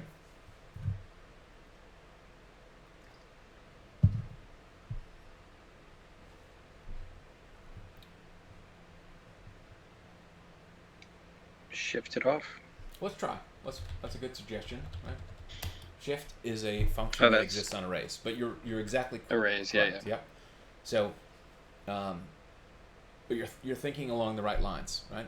So we might want to use like page dot slice, and we'll do like 1. Right, so it's slicing off because slice takes a start and an end, right? So it's still treating it as like a 0 to whatever array. So if we did 0 here, it's going to give us 0 through 5 letters. If we do 1 here, it's going to give us 1 through 5 letters. If we know that this is always going to have a thing at the beginning, we can just use slice, right? The problem is slice does not operate on the value, right? So page, in this case, or whenever we do this, the value is still the same. But what we can do because load template is our function. It's making a brand new variable with the attribute we passed to it. Down here, where we're actually calling load template, right? We don't care if page to load is correctly changed, right? We could come in here and say, page to load equals page to load dot slice 1, right? We're just going to just slice off that first letter. This would work, right? So now if I click on these buttons, we can see that we're correctly doing activity. But what we would probably do that would even be more efficient for us is just do it directly in here. So we'll just do page to load slice 1, right? So load template will be called without that first letter, the hashtag, right? So right, activity, weight, food, perfect. So we're like 80% of the way there right now, right? So now we know load template has the correct thing. Maybe we use build a correct URL to our templates folder. Okay, so we know we need a thing, and then we say make XMLHttpRequest to load template, right? So we can do all this. So maybe we say page equals maybe we make this URL, right? Because this is a full URL. So we'll say let's use the string thing, right? We can do templates, and then we'll do $page name .html, right? So that's one of the cool string things we learned recently. And so then if we need to make our XHR thing, it will be the same every time, right? It'll be let XHR equals new XML HTTP request, right?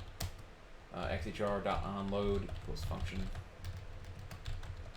right? We'll do document.getElement by ID app .inner HTML equals XHR.response text.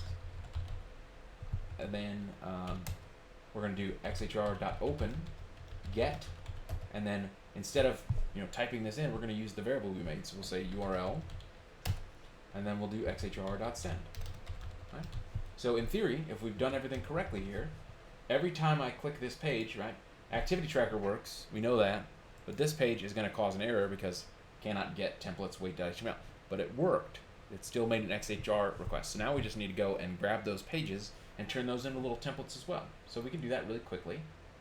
So we got activity, that one's perfect. Let's grab food. So we'll just come in here where we have section tracker here, right? Just grab all this content, right? Bloop, and put it into, make a new file, food, HTML. Just shove that in here and maybe make it line up. I understand, don't show again. Thank you. Okay, and we'll do the same for weight. Yep, there we go. Weight tracker. Okay, and we come in here and we make a template, new file, weight.html. I'll say bloop, weight tracker. Okay, cool. So let's just verify that this all works. Right. Activity tracker, weight tracker. You can see that all the content here updated. And food log. Cool. Like, we're chugging along. We've made a page now that doesn't require us to do any reloads. Everything is nicely templated. Like, we can design our page in a really nice and interesting way, and we can now navigate around without having to leave. Like, it's pretty snappy and responsive, right? Like, I click this link, it loads that page, and everything works great. So now, things that jump to mind as like next steps here, right? Because we were previously updating the title of the page, right? If I went to, like if you notice in the, right?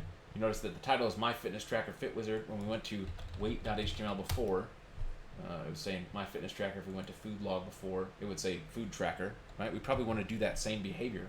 So the very first thing that would jump out at me in here is like, if this is load activity or load template, right? We probably have, we probably want to make an object here that would be like, let's say like page templates and useful variables. And we maybe make a const titles equals, right? A thing like this. And we can make this key value paired, right? So we can say activity is my activity, tracker, and we do weight, we'll say like weight log, and we'll say food is going to be, my meal diary. Right? And so now when we do load template, right, we got the thing, we can say, let's say change the page title if we are on new template. And so we can just very simply come in here and say, document.title equals titles page name. Right? So when we click load template, you should notice now, let's go to our index where we're actually doing this, right? It says my fitness tracker, fit wizard. Right? Now it says my activity tracker. Now it says weight log.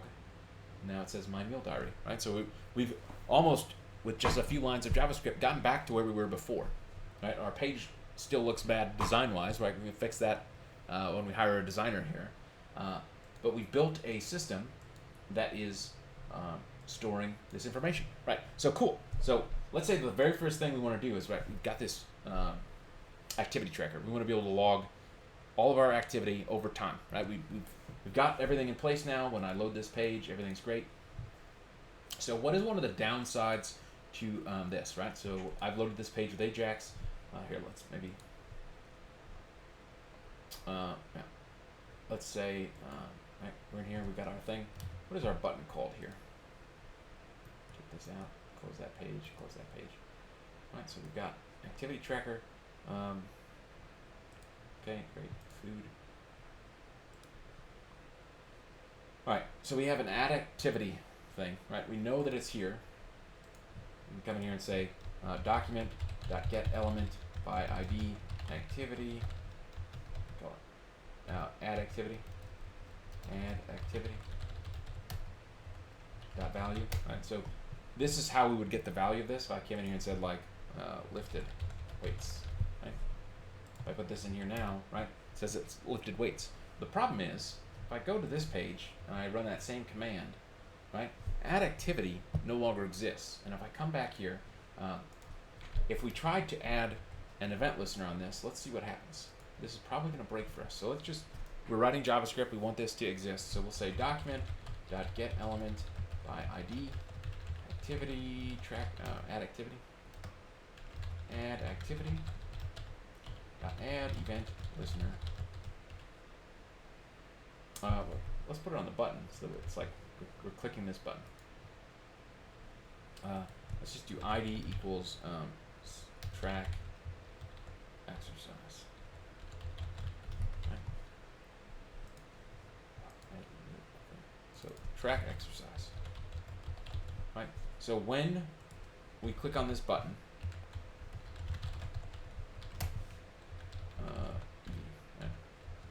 when we click on this button, we want to grab the value from that box and store it. Right. So we'll say, var activity equals document.getElement by ID, add activity dot value, right? So that would be, I did do note that. Okay. So we're getting this, when the button is clicked, we're going to get the value that is stored in this box, right? So we've been doing this over and over and over again. Okay, but right, if I save this real quick, right, you're going to see add event listener is null, because you'll notice that like the page is loading and that element doesn't exist. JavaScript is adding this element with when we called load activity right in here, and it's going to be the same thing for each and every one of these pages. So we are going to have to trap all of our events or add these event listeners on the page load as well. So this is where things start to get a little bit spicy, right? So we probably want to build a function here, right? So we've got load template, and we probably want to have in our onload something like attach events, and we probably want to pass in page name, right? But page name also, if we're in here, console.log page name. Let's turn this off real quick so that we can see this in action. Oh, right. when I click on this, right, we're seeing attach it. Oh, I'm gonna make a function real quick. Let's just say function attach events page name console.log page name. I click on one of these pages, right? We're getting that value stored across, right? So this is the best place to put all of these types of things, right? So if the page name, we can come in here and say if page name equals activity, right? Attach these events. Cool. Awesome. Else if page name equals weight. I don't know what it is there, other than we can do else if page name equals food. Right. So now, right. The only problem is load activity, right? The one that loads the default. Maybe we should even rename this as like load default page, right? So change this to load default page so it's clear what we're doing here. Load default page. And then because we can kind of see that load default page is really doing the exact same thing as load template, let's replace this with load template, and we'll just say activity. Right? So now we've replaced two functions that were doing the same thing with one function that calls the other function. So we can use this same functionality here in both places, right? So when we get the response text, we're logging the page name, we're attaching our events, and we're passing page name to it. So we can say if page name equals activity, right, add those event listeners then, once the response is complete, once they've been added to the page. So now when we click on this button, if we have, did we write this correctly? Track exercise, it's activity, add activity. Oh, that's right. Let's see if we can log this. Console.log document.get element ID. Oh, because we're not doing anything with it. That's what the problem is. So we got we got the value of this, so we can just log this out just to show this working. Log activity. All right. So when we're in here, I click this page. I type some stuff in here. It's gonna print out ASDF to the console. If I click on food log, right, this one doesn't have any events attached yet.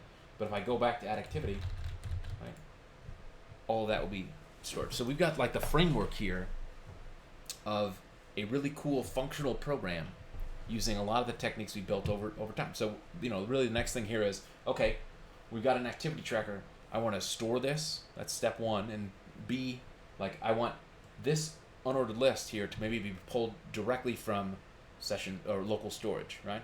So I think that's maybe our next step in our process here. It is 7:09, 7:10. Let's take a break and come back at like 7:25, and then we'll just keep chugging on through with this. Is everybody following along so far? Any questions? We're kind of mixing and matching a few different things, but I think cool. All right, take a break. 7:25. See you back here.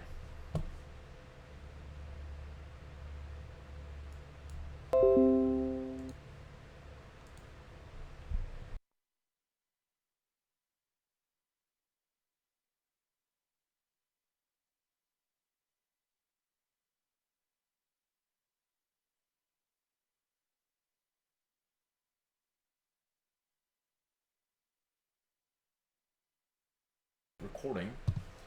So I made these stylistic changes. Nothing too crazy in here. I just added a background color to the body, and then I thought the header needed a little bit of love too. So I set a height to 10 view height. I gave it a little bit of padding, and I gave it a background color and a font size. Okay, so where we kind of left off is we've got these information here. But I think the next step that I would do if I was building this as a real app is we've got our activity tracker. We've got our unordered list of content here. The first thing that kind of jumps to mind is before we move on past navigation, right? We've got these different pages, right? If I type in, weight, right? Weight up here, if I went to this as a link, does not load our weight tracker like we'd expect to do because this is a click event. But we do have, interestingly, we wrote the good JavaScript for this already, right? We've got load default page. Does anyone remember the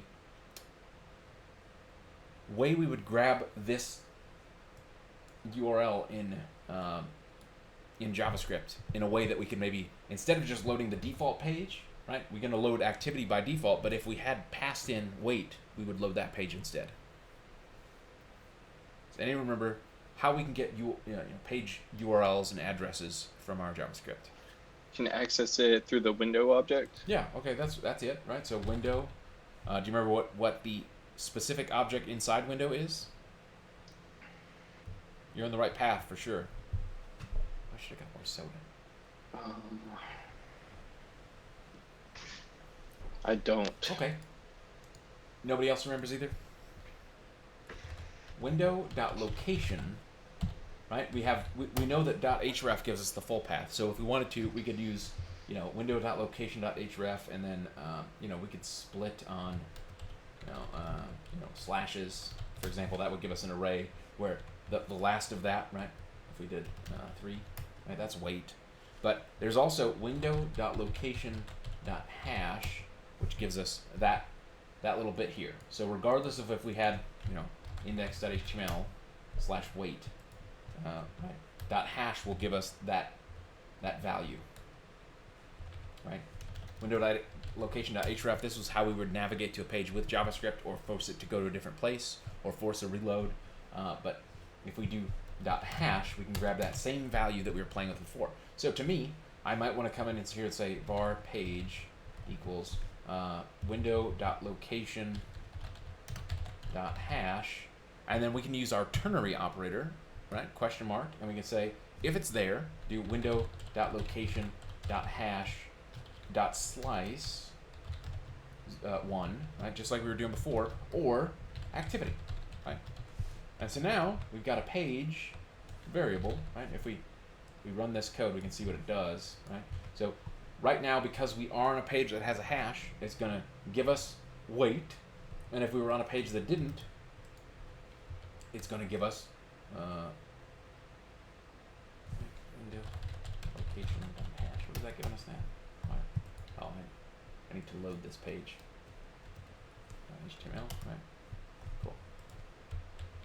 Right, now hash is empty, right? So it gives us activity. So this is one quick one-line way, using ternary operators that we learned about yesterday, to, if the value has something in it, pull that in but take off the hashtag, otherwise put in activity, and then we can call this load template page, right? So if we're here, for example, now we're on wait, I can copy this URL and go to any other page, and if I click here, right, this should, in theory, it did not. Oh, I should have probably checked. Mood tracker, activity tracker. Let's try. Oh, I know what the problem is. Let's go to google.com first. Right? If I paste this in here now, right? Wait. It didn't. So this is not firing for whatever reason. So let's debug this live. Load default page. We're calling this in here. So let's just maybe say like console.log. Loading our app at, and we'll do plus window.location.hash. Let's just see what this does. Loading our app at wait. Loading our app at nothing. Right, so activity tracker. Let's put in food. Oh, it's because we're on the page already? Google.com. Let's paste this in now and say wait. Loading our app at wait, and it loaded the wait tracker. So one of the problems with the hash like this is that the page thinks that it's going to happen on we're all still on index.html. So if we're on this page for whatever reason, like if we typed in food here, right, like nothing has loaded because we not actually sent a request to the page. It just assumes that that we're here. So there's a couple ways we could work around this, but I think this is good enough for now. So that if this was a separate website and we were on Wikipedia or we were Google, if I went in here and said, if I'm on Google and I clicked on a link that was taking me to window 127, right, and we said food, for example, right, it will load us straight to that food log, and we can verify that it's working by logging this in the console. So this is pretty cool, right? we're halfway there. Right, so we have navigation working. So the next step is we would want to actually build this to be an app, right? So Andrew's working on this with his golf tracker. Estrella's working on this with her, with the story generator, blog engine, whatever. Leah's working on it with her card game. We've got all these different things. We've now built a way that lets us navigate it with an XMLHttpRequest request. But the next thing is like, we actually want to make this store data. And we're probably going to still use XMLHttpRequest for this when we learn about servers and actually storing information in the server. But let's fake it till we make it by maybe making it so that, right, we've got all of our elements in here, right? So let's start with activity, right? We know that each of these pages is going to have a form of some kind. We're going to put some information in here. And when I click on this, it's going to store it somewhere. So we've learned some of this already. So we want to just have this be, whenever this button is clicked, we want to do something that log this activity, right? So we already have this working, ASDF, right? And we can see that it logs it to the console. But let's actually turn this into a real object that we're going to store in local objects. So we probably want to have, maybe what we'll do is we'll say, all right, this is our page loading information. Now let's come through here and let's, right, so we'll say load content functions, right? We probably want to come in here and say like, create activity tracker object, right? So, you know, we know that we're going to use session local storage for our current info, right? And then we need to display our current info on the tab we're on, right? So if we're in activity tracker, weight tracker, food log, you know, we're going to get that information out of local storage and put it in this, like each of these is going to have some kind of element that displays all of this data. But we want to make it so that this is dynamic to the page, right? So I'd probably start with one of them. I'm going to work on just the activity tracker and then hope that we can build it in such a way where we can extend it to other information, other pages. So we're going to display our current info on the tab we're on, and then add functionality when we add new content, right? And so add functionality is, in this case, you know, we'll say like store the record and also add it to the page, right? Cool. So we're going to make this super dynamic. Let's see if we can make this using some of our newly learned object-oriented stuff, right? So each of these is going to be some kind of maybe class, and we'll call it like tracker, right? It's going to be a tracker. Each one of these is tracking some amount of data. And we might even be able to extend this so that we can build different kinds of trackers. So maybe the first thing we'll do is we'll say constructor. Maybe we'll just tell it the type, right? So it'll be type of tracker. And so we'll say this dot type equals type. So the theory here is that I can come in here and say, you know, new tracker activity, right? And it's going to have this object that we can use to work with on our page. And we're going to have some functions in here we probably want to build, right? So, right, constructor, this is a good start. So we know we're going to want to be able to get the current values, right? That was what we had here, okay? Maybe we want to have a store a new value, and then maybe even update on the page, update the page, right? So those are the things I think our tracker object should maybe do, right? So we know how to get the current values, so we probably need a place to store the values in the first place, right? So this dot events equals, maybe we'll just make it an object. We don't know what we're going to put in here yet. An object is a good choice, an object literal. So each of these objects, you know, each tracker, so like var tracker, var t equals new tracker, activity, right? T, right? So, oh, did I save the thing? Save. Oh, there we go. I forgot to save my file, right? So T, right? We got this. Events is maybe a bad one. Let's call this data. I like data. We're gonna call this data. Whatever data we shove in here, this is a good name for this, right? So we create this tracker. It's empty. It has nothing in it. We need to get it, right? So we know we're gonna want some kind of method that's like get, or let's call it load data, right? It's gonna be a function for us, and we're maybe gonna make one that's like add record. That seems reasonable, and we're probably going to put in, you know, some information in here. So it might be like activity. Another thing we could consider before we write this, let's just leave ourselves a to-do. Maybe, perhaps, let's say to-do. Perhaps add record is an event handler, right? So rather than adding a record here, we just make add record would be an event. So when we click a button, it's calling this add record event. That's an interesting thing to think about. We'll have to think about that and come back to it. And then update the page. So we'll want to have like a update page function, right? Which is gonna update page is gonna read all the elements in this data and create the list items, right? So pretty simple. So if we had a bunch of data in here, which we're going to store in local storage, we are going to we're going to populate that in this list. So instead of it saying I did a weight lift, it's going to say whatever I did, right? So let's write update page first, because that one's probably the easiest, right? So we know we have HTML in here. That looks like, let's close all this stuff, right? Food, we got activity, right? So we need this UL to have an ID.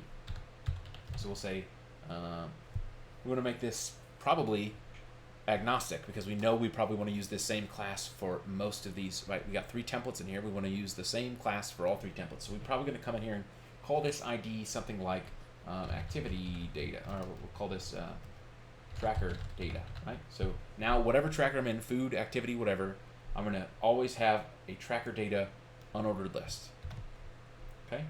And we know right now it has this information in it, but probably when we create a tracker, we want to say, you know, whenever we have our constructor, maybe just to like know that we've created this, we're going to do document.getElement by ID tracker data inner HTML equals nothing, right? So no matter what, we're gonna like, as soon as I call, you know, new tracker, it doesn't even matter if we put anything in here, we're gonna close that out. But we've got our reference. Maybe we also want to just grab a reference so that we can use it with this, so that we can save ourselves a ton of typing. So we'll say grab a reference to our data element.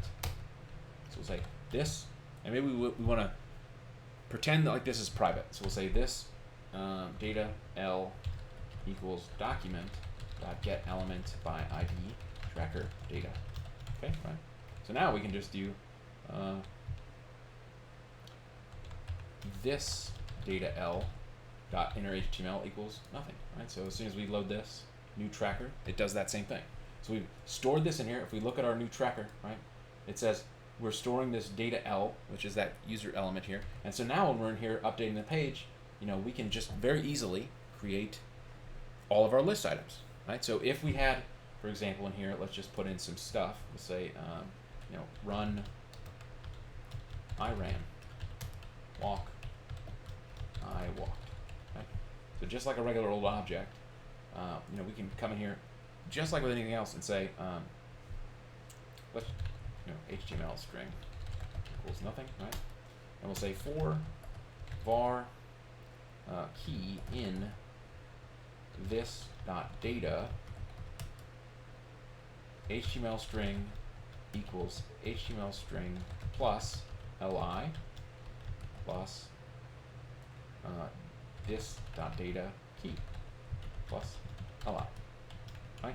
So we're going to loop through every element in this data object here and create an HTML string, and then at the very end, when we've created this string, we're going to do this dot data L dot inner HTML equals HTML string. Okay? Super easy. Everyone tracking? We have this data object. We has any number of objects in here, and as soon as we create this tracker, say new tracker, whatever.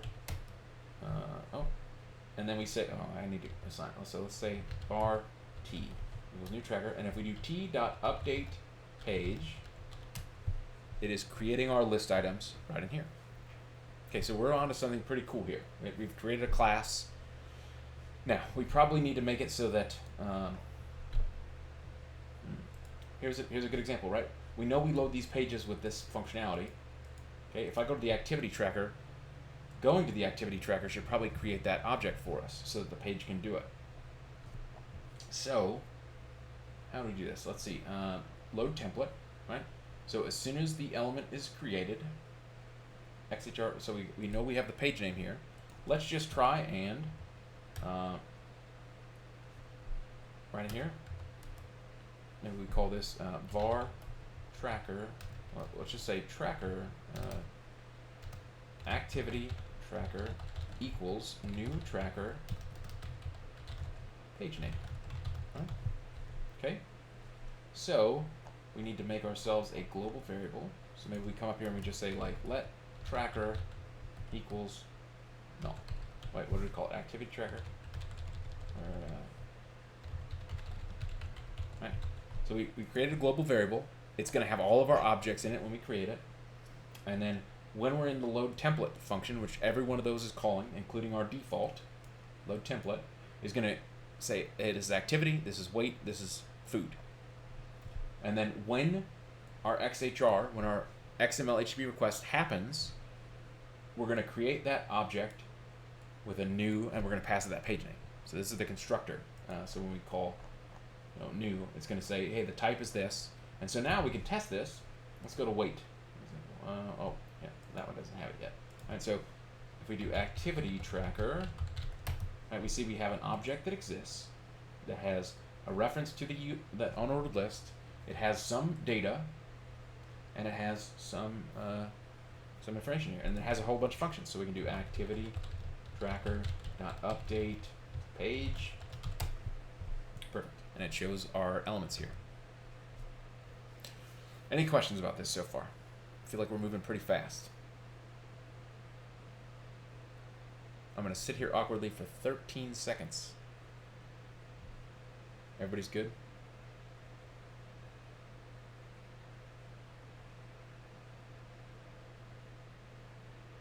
$13. All right. So we've updated a page. That's one of our functions of our class. And it's, right now it's really simple, but it's just putting this information here. So let's just make sure that this works across all of our templates. Right, so we have activity, and the reason we have this is because our UL has a tracker data field. Let's add that. Yeah, so this one had activity log. Let's change that to tracker data. And food, and weight had tracker data, right? So now all three of those have that thing. And if we see activity tracker dot update page, I ran, I walked, right? This is obviously not the data we want to store in our weight log, but it is updating the page, which is all we wanted to do at this point. So that's pretty good. Now, it seems to me like when we're in the constructor, right, we cleared it out, we probably want the constructor itself to run. Let's just see if we can do this in here. Update the page with our current content. Right? So we probably want to do like this dot update page. And let's just see if this will work for us. Yeah, so every page I click is going to get that stuff. Now there's a problem here in that we probably, before we update the page, we probably need to call this dot load data, which is probably going to do something, right? Maybe just as an example to show that this is working, we'll do like this dot data dot, and we'll just say like, fun. I had fun. Right? So we know that load data is probably going to be like load the current tracker type data from local storage. Okay, so that data will always be up to date. But just for the sake of like making sure we're prototyping this correctly, if we're adding this information in here, right, like the information in our current tracker is out of date already, because in theory there could be more information to be had. So we probably, before we update the page, probably want to like pull the current info. Right, so we probably want to call this dot load data first. So now on each and every one of these pages, we can see that I had fun was also added. Right, and that's going to follow regardless of which tracker I'm in, because we're, think of our constructor as like, when I create this object, anything I need to have happen so that I can continue to use this object needs to be run inside the constructor. So in this one, we're setting the type, which is telling us, this is going to be weight, food, or activity. And maybe what we can do is we can remove all these console.logs we have everywhere. Console.log. Yep, we were doing it here. Let's take this out. We had another one somewhere. Yeah, right here. Right. So now when we click on these things, we're not logging that everywhere anymore. But maybe because we want our main class to be doing this stuff, let's just say, hey, console.log creating tracker object of plus type. Right? So you can see by default when I just reloaded this page, that's creating a tracker activity of tracker object of activity. Click this, it's going to say weight. Click this, it's going to say food. Right? So we're just kind of using console.log and sprinkling it throughout here where it makes sense as we develop, so we can make sure that we're tracking the right stuff. Okay. All right, so we've got load data. What we probably want to do is let's check. Actually, let's make data. Let's make this data relevant to us ourselves, right? So we know we can do local storage. So let's just make this .data equals JSON. Let's actually grab it first. So let's say grab current. So load current tracker data type from local storage, and we'll say parse it into an object if it exists, right? And then update this .data. Okay, so we know we can get stuff from local storage. So we can do var. Let's do let current data equals local storage dot get item, and we'll just use this .type, right? So we can store this in local storage as like activity, weight, and food.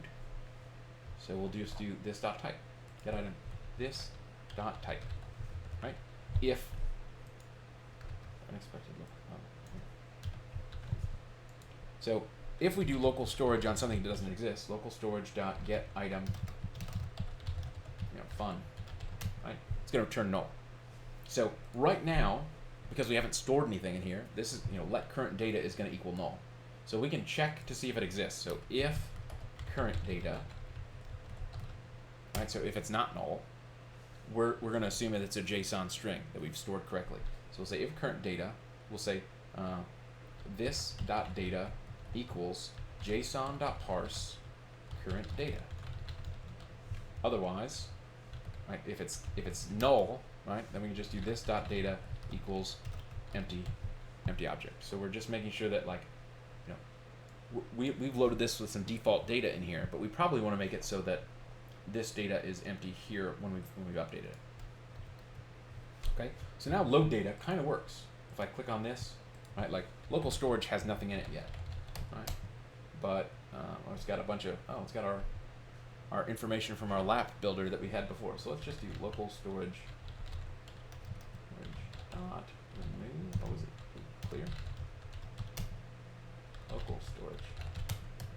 Yeah, perfect. So we're back to empty. But now, if we wanted to come in here and say local storage dot set item, just for the sake of let's call it weight. We'll say something else. Right. So if we go to local storage now, right, we have a thing in there under weight, and so if we click weight tracker now, something else pops up. Right, that's pretty cool. But if we go to anything else, there's nothing there. So we've got it working, right? That's step one.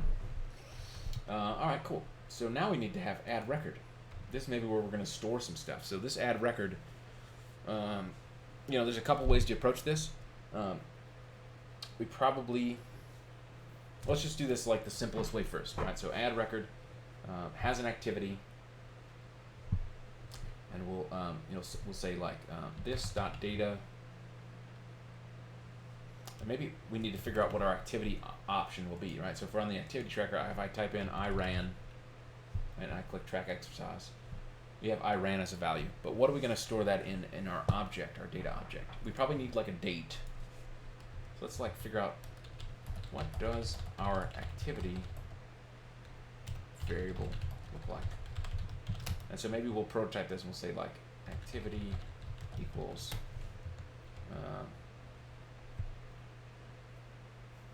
say like time.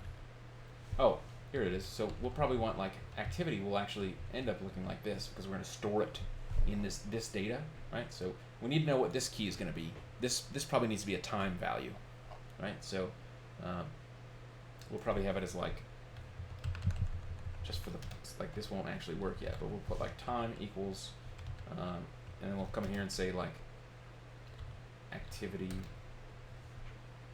Well, let's just put it as time and then activity, just as like a starting thing. So we'll say time equals activity. And we know that this is not valid JavaScript, so we'll just comment this out, and we'll see if this works. So we'll say add record activity. So when we pass this, it's going to be whatever the current date time string is, which we can get with, who knows how we can get the time in JavaScript? Like if I wanted a full time string.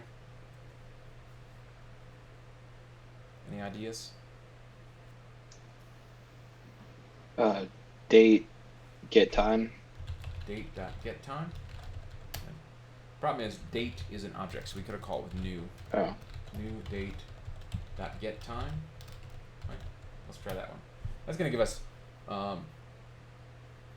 milliseconds since 1970, which is interesting, right? That's probably a very reliable way to give us a unique value. So let's go with that first, right? It's not immediately useful, right? Another way we could have maybe done this is like new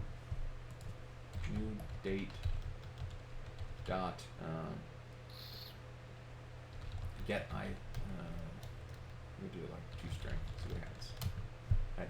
This would maybe be a more immediately useful thing for us to use, which is like a human readable version of the date and time. Let's do this first. I like your get time, but we'll do this as our first pass of this. All right. So when we add a record, we're going to maybe go this dot data, and we'll say new date dot toString equals activity. Cool. So whenever we call add record, it's going to add that to new data, but now we need to store this in local storage as well. So we probably need to have a function that function to write all the data values to local storage. So let's just do that as like update records. Right? And we'll just simply go local storage dot set item,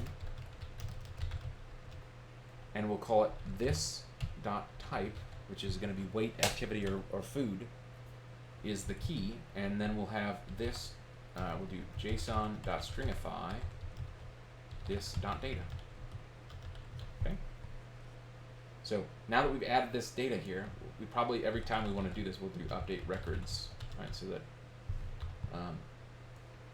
each and every time we add some activity in here, it is going to update records. So that's step one. And then because we've added a record, maybe we want to call this dot update page. Because update page is already going to read the information out of local storage and then put it in here. Cool. So now, right, we already have a function in here that when I type stuff in here, right, and I click track exercise, we've already bound that event here. So let's see if we can just hook into that to test this out. Wherever we put it. Yep, it's down here. Attach events. Right, so rather than just console logging it, let's maybe do activity tracker dot add. What do we call that function? Add record. Add record activity. Okay, so we're gonna get this information out of here. So I can put like 8 pizza, right? That's terrible activity. And now our page is updating all the time. I can put in like add fun. Ran. Okay, and the cool thing is because we're tracking this in local storage, right? If I come to this page anywhere, it's pulling that information from my local storage and putting it on the page. Right, so we're like 80% there to building like an app that actually is useful and does something for us. And we've done it all with JavaScript without having to do any background, back-end programming. We haven't had to bring databases or service into this. We just have an app that lets us track stuff. Now, we got a long way to go before this is a useful app, but we've got the root here. Any questions?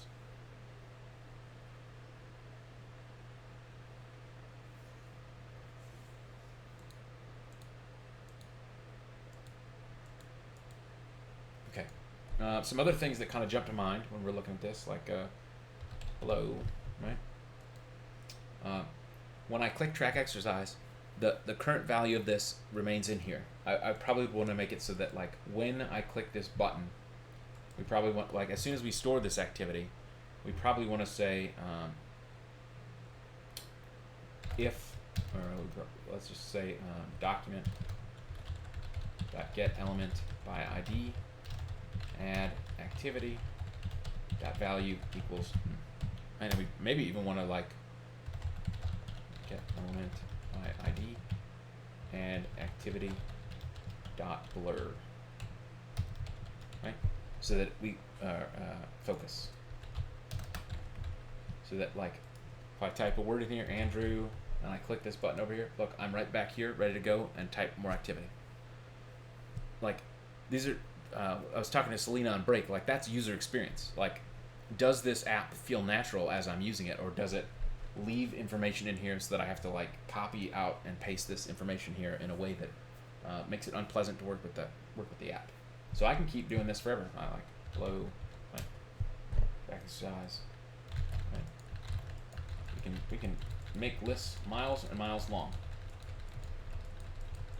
Oh, and you'll notice if I'm typing this really fast, you'll notice some of our elements aren't saving, and that's because we're actually having asynchronous problems where we're writing too fast for local storage to keep up. So that's an interesting thing. We might have to figure out how to solve that here in a minute. But we're on to something cool. So each of these pages, if they have, so this one, we got to make sure that all of our element IDs are correct.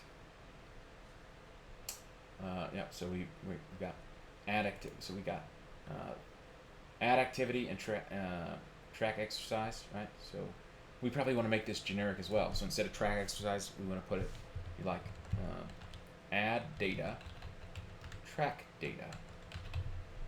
Right, so each of these elements can use this same add data, ID equals track data, right? Add data, ID equals track data. So that now, regardless of what page I'm on, we're going to be able to use that same add data.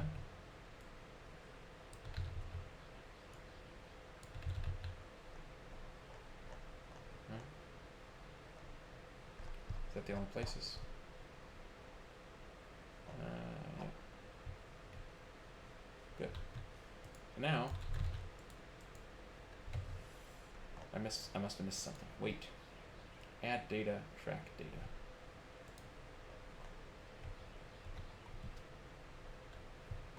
Oh, because when we're on these pages, we don't. Oh, but the beautiful part now is we have this track exercise event listener. That was track data. Right? Because we've made this agnostic to all three of these pages, we can just use one block here.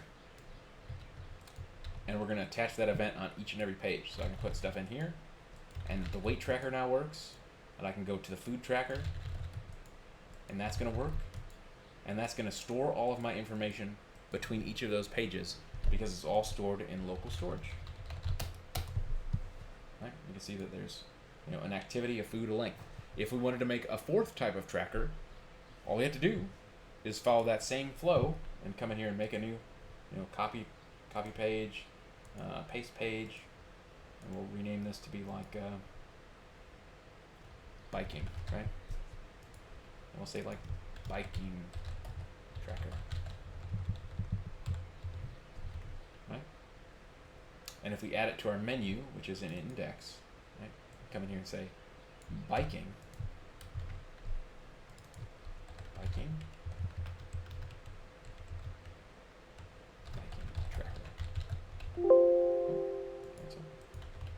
Control S. And now we got a biking tracker that inherited all of that functionality, and now we've got a biking object. So this type of programming, you can see, once you understand the fundamentals, once we're able to build a page in the first place and use JavaScript, we really start to unlock a ton of power that lets us move even faster than we were before.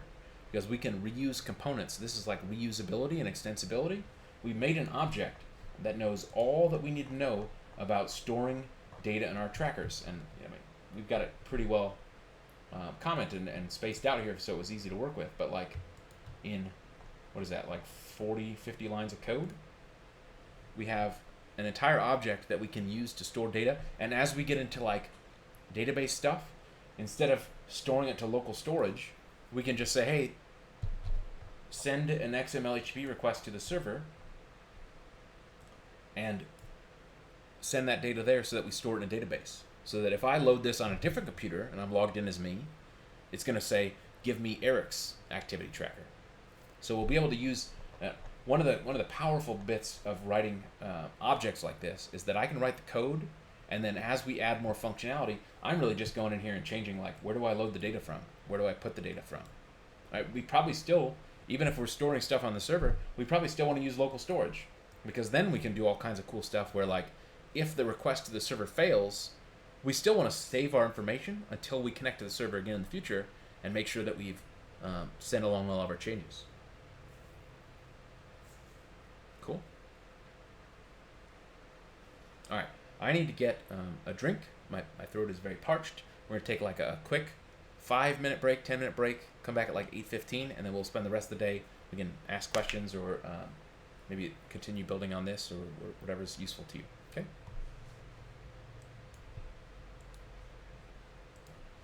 So we've looked at the differences between asynchronous and synchronous JavaScript. Synchronous is all the things we've been doing up until now, like the individual lines of code from top to bottom.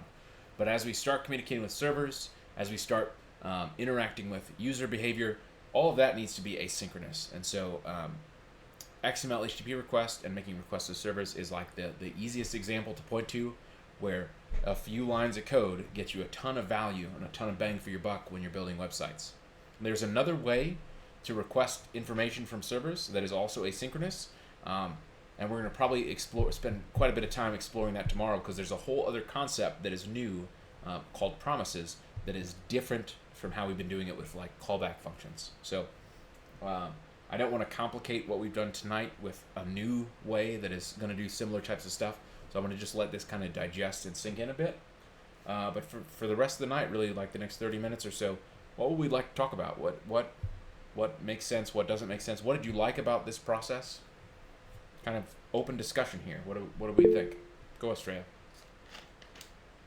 So, it's just a curiosity question. Because what I was looking to do for mine was have them like type everything out on the submissions page, store it, and then maybe have it show back on the page that has like short stories. Okay. How would you go about that? Because I understand having it show on the same page, but would it just be changing out the variable from where it's showing at? Yeah. Yeah. Exactly. So when we're here, right? Load data, right? Update records, right? We're pulling update page. So we're generating that HTML that is getting pulled from this .data, which gets here from load data. There is nothing in here that says that this has to be the only thing, right? We can make another page just as a silly example. New file. All trackers HTML. Right, so we're going to make all trackers.html, and if we're on, type all trackers, yeah, load data. Right. So as an example, right, this is doing it on an individual storage level, right? We can maybe even come in here and say, if this .type equals all trackers, right? We can get each individual item, right? We could say current, let's just do this, right? Let current data equals local storage .get item this .type, or activity then we can do the exact same thing. We say current data. Let's put it by. Yep.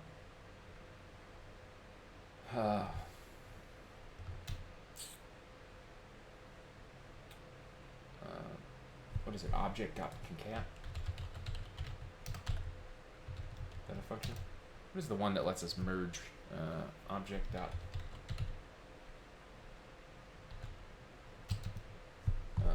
Let's look this up. Merge two JavaScript objects. Yeah. Oh, there's a project. Anyway, like whatever page you're on, right? Maybe that's an easier way to look at this. Let's take this out. We were being silly, right?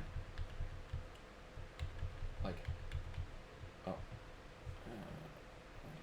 okay.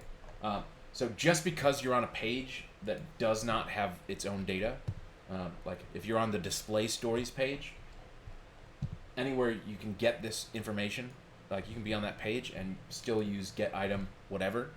Like we have this tied to our URL because that was what we were building for our app, but we could have just come in here and said like every page gets the activity, right? So that regardless of which page I'm on, I'm pulling that information. So if you're able to get to the local storage, each and every page can reference that information. Good question though.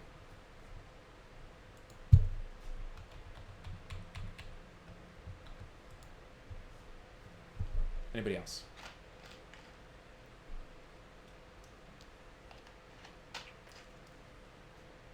And another thing I noticed is that we made a biking tracker and we don't have a title up here, right? So maybe we want to have it so that if there's not a title, right, just to be extra safe, if, right, we'll go if titles page name,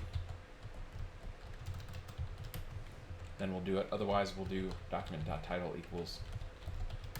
Maybe we'll give ourselves a little note, right? Like page name is not defined in a title, so that we can see this in our console. But then we'll come in here and be like document title equals fit wizard, right? So now we know, hey, we didn't define this title in that array, in that const up at the top. So we need to come in here and say biking. My biking log. Right, whatever we want to call it. And so now our page is updated.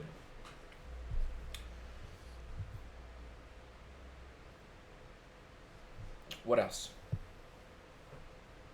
I know you guys have to have some questions or something you'd like to look at more.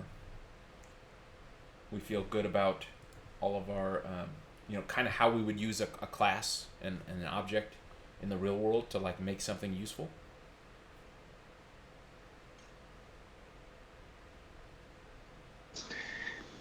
I'm just kind of thinking about how to take this and apply it to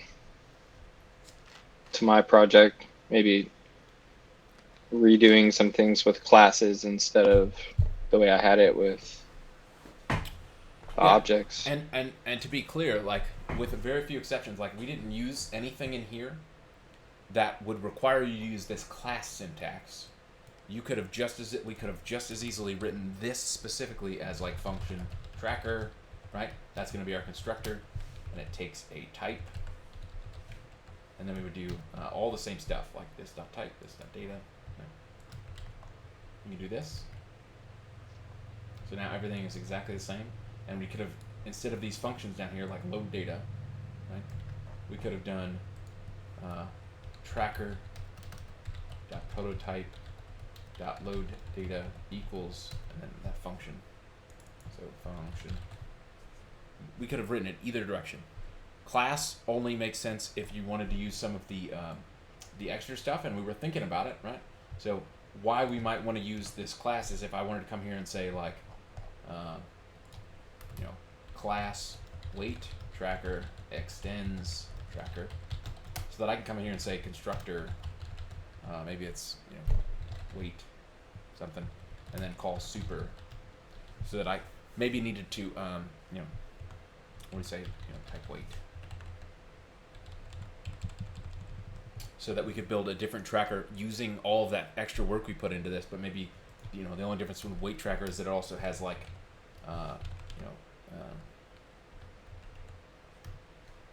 this dot weight equals weight, so that we can add like an actual value that we're measuring over time, right? Because weight is just going to be like, today I weigh 300, today I weigh 305, right? I've been eating too much ice cream. So we might want to build something like this that is more difficult in the old model because we don't get access to all this extra extensibility. But I think for your app, Andrew, specifically, you don't necessarily need to use this syntax. Yours is perfectly great already, and we're not even using it in this. So this is just the kind of thing where you like, this made sense from when I started writing it, but I almost always start with like this. I'd be like function tracker type, because that to me is more natural in the context of JavaScript.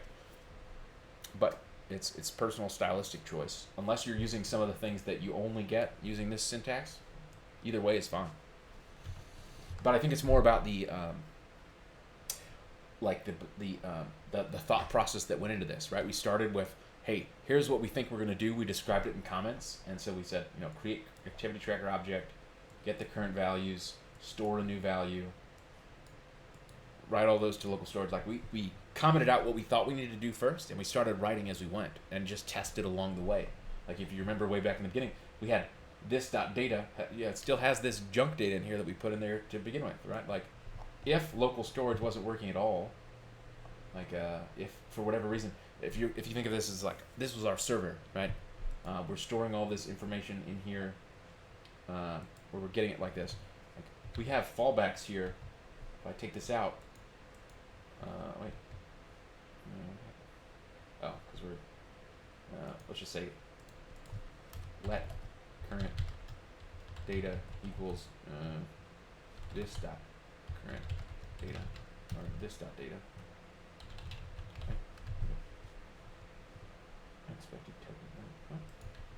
All right, where are we at here? Object. Who the heck is that? Where did that even come from?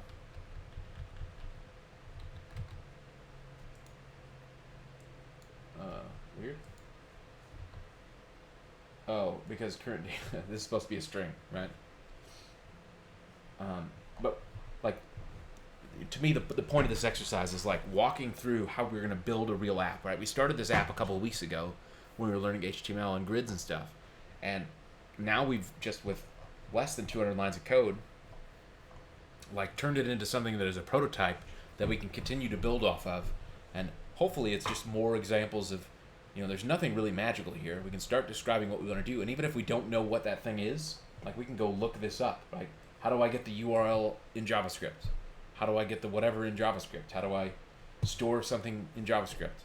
Like all of these things can be solved through a little bit of research, and then over time you'll just be so secondhand at this that you'll just be able to work without ever looking anywhere else. And hopefully you get really good and you can type and talk at the same time and not make mistakes as you go, which is apparently the hardest part, right? Maybe that's a good segue into like, I know we talked yesterday, Andrew, about let's show off your thing. I know you made some progress today. Would you like to do that? Yeah, that's fine. Excellent. I was gonna say, yeah, I did what you were just talking about. I did a lot of Googling and figuring things out today, so. Yeah, perfect. All right, well, I'm going to stop the recording and let you share your screen, and we'll keep chugging along.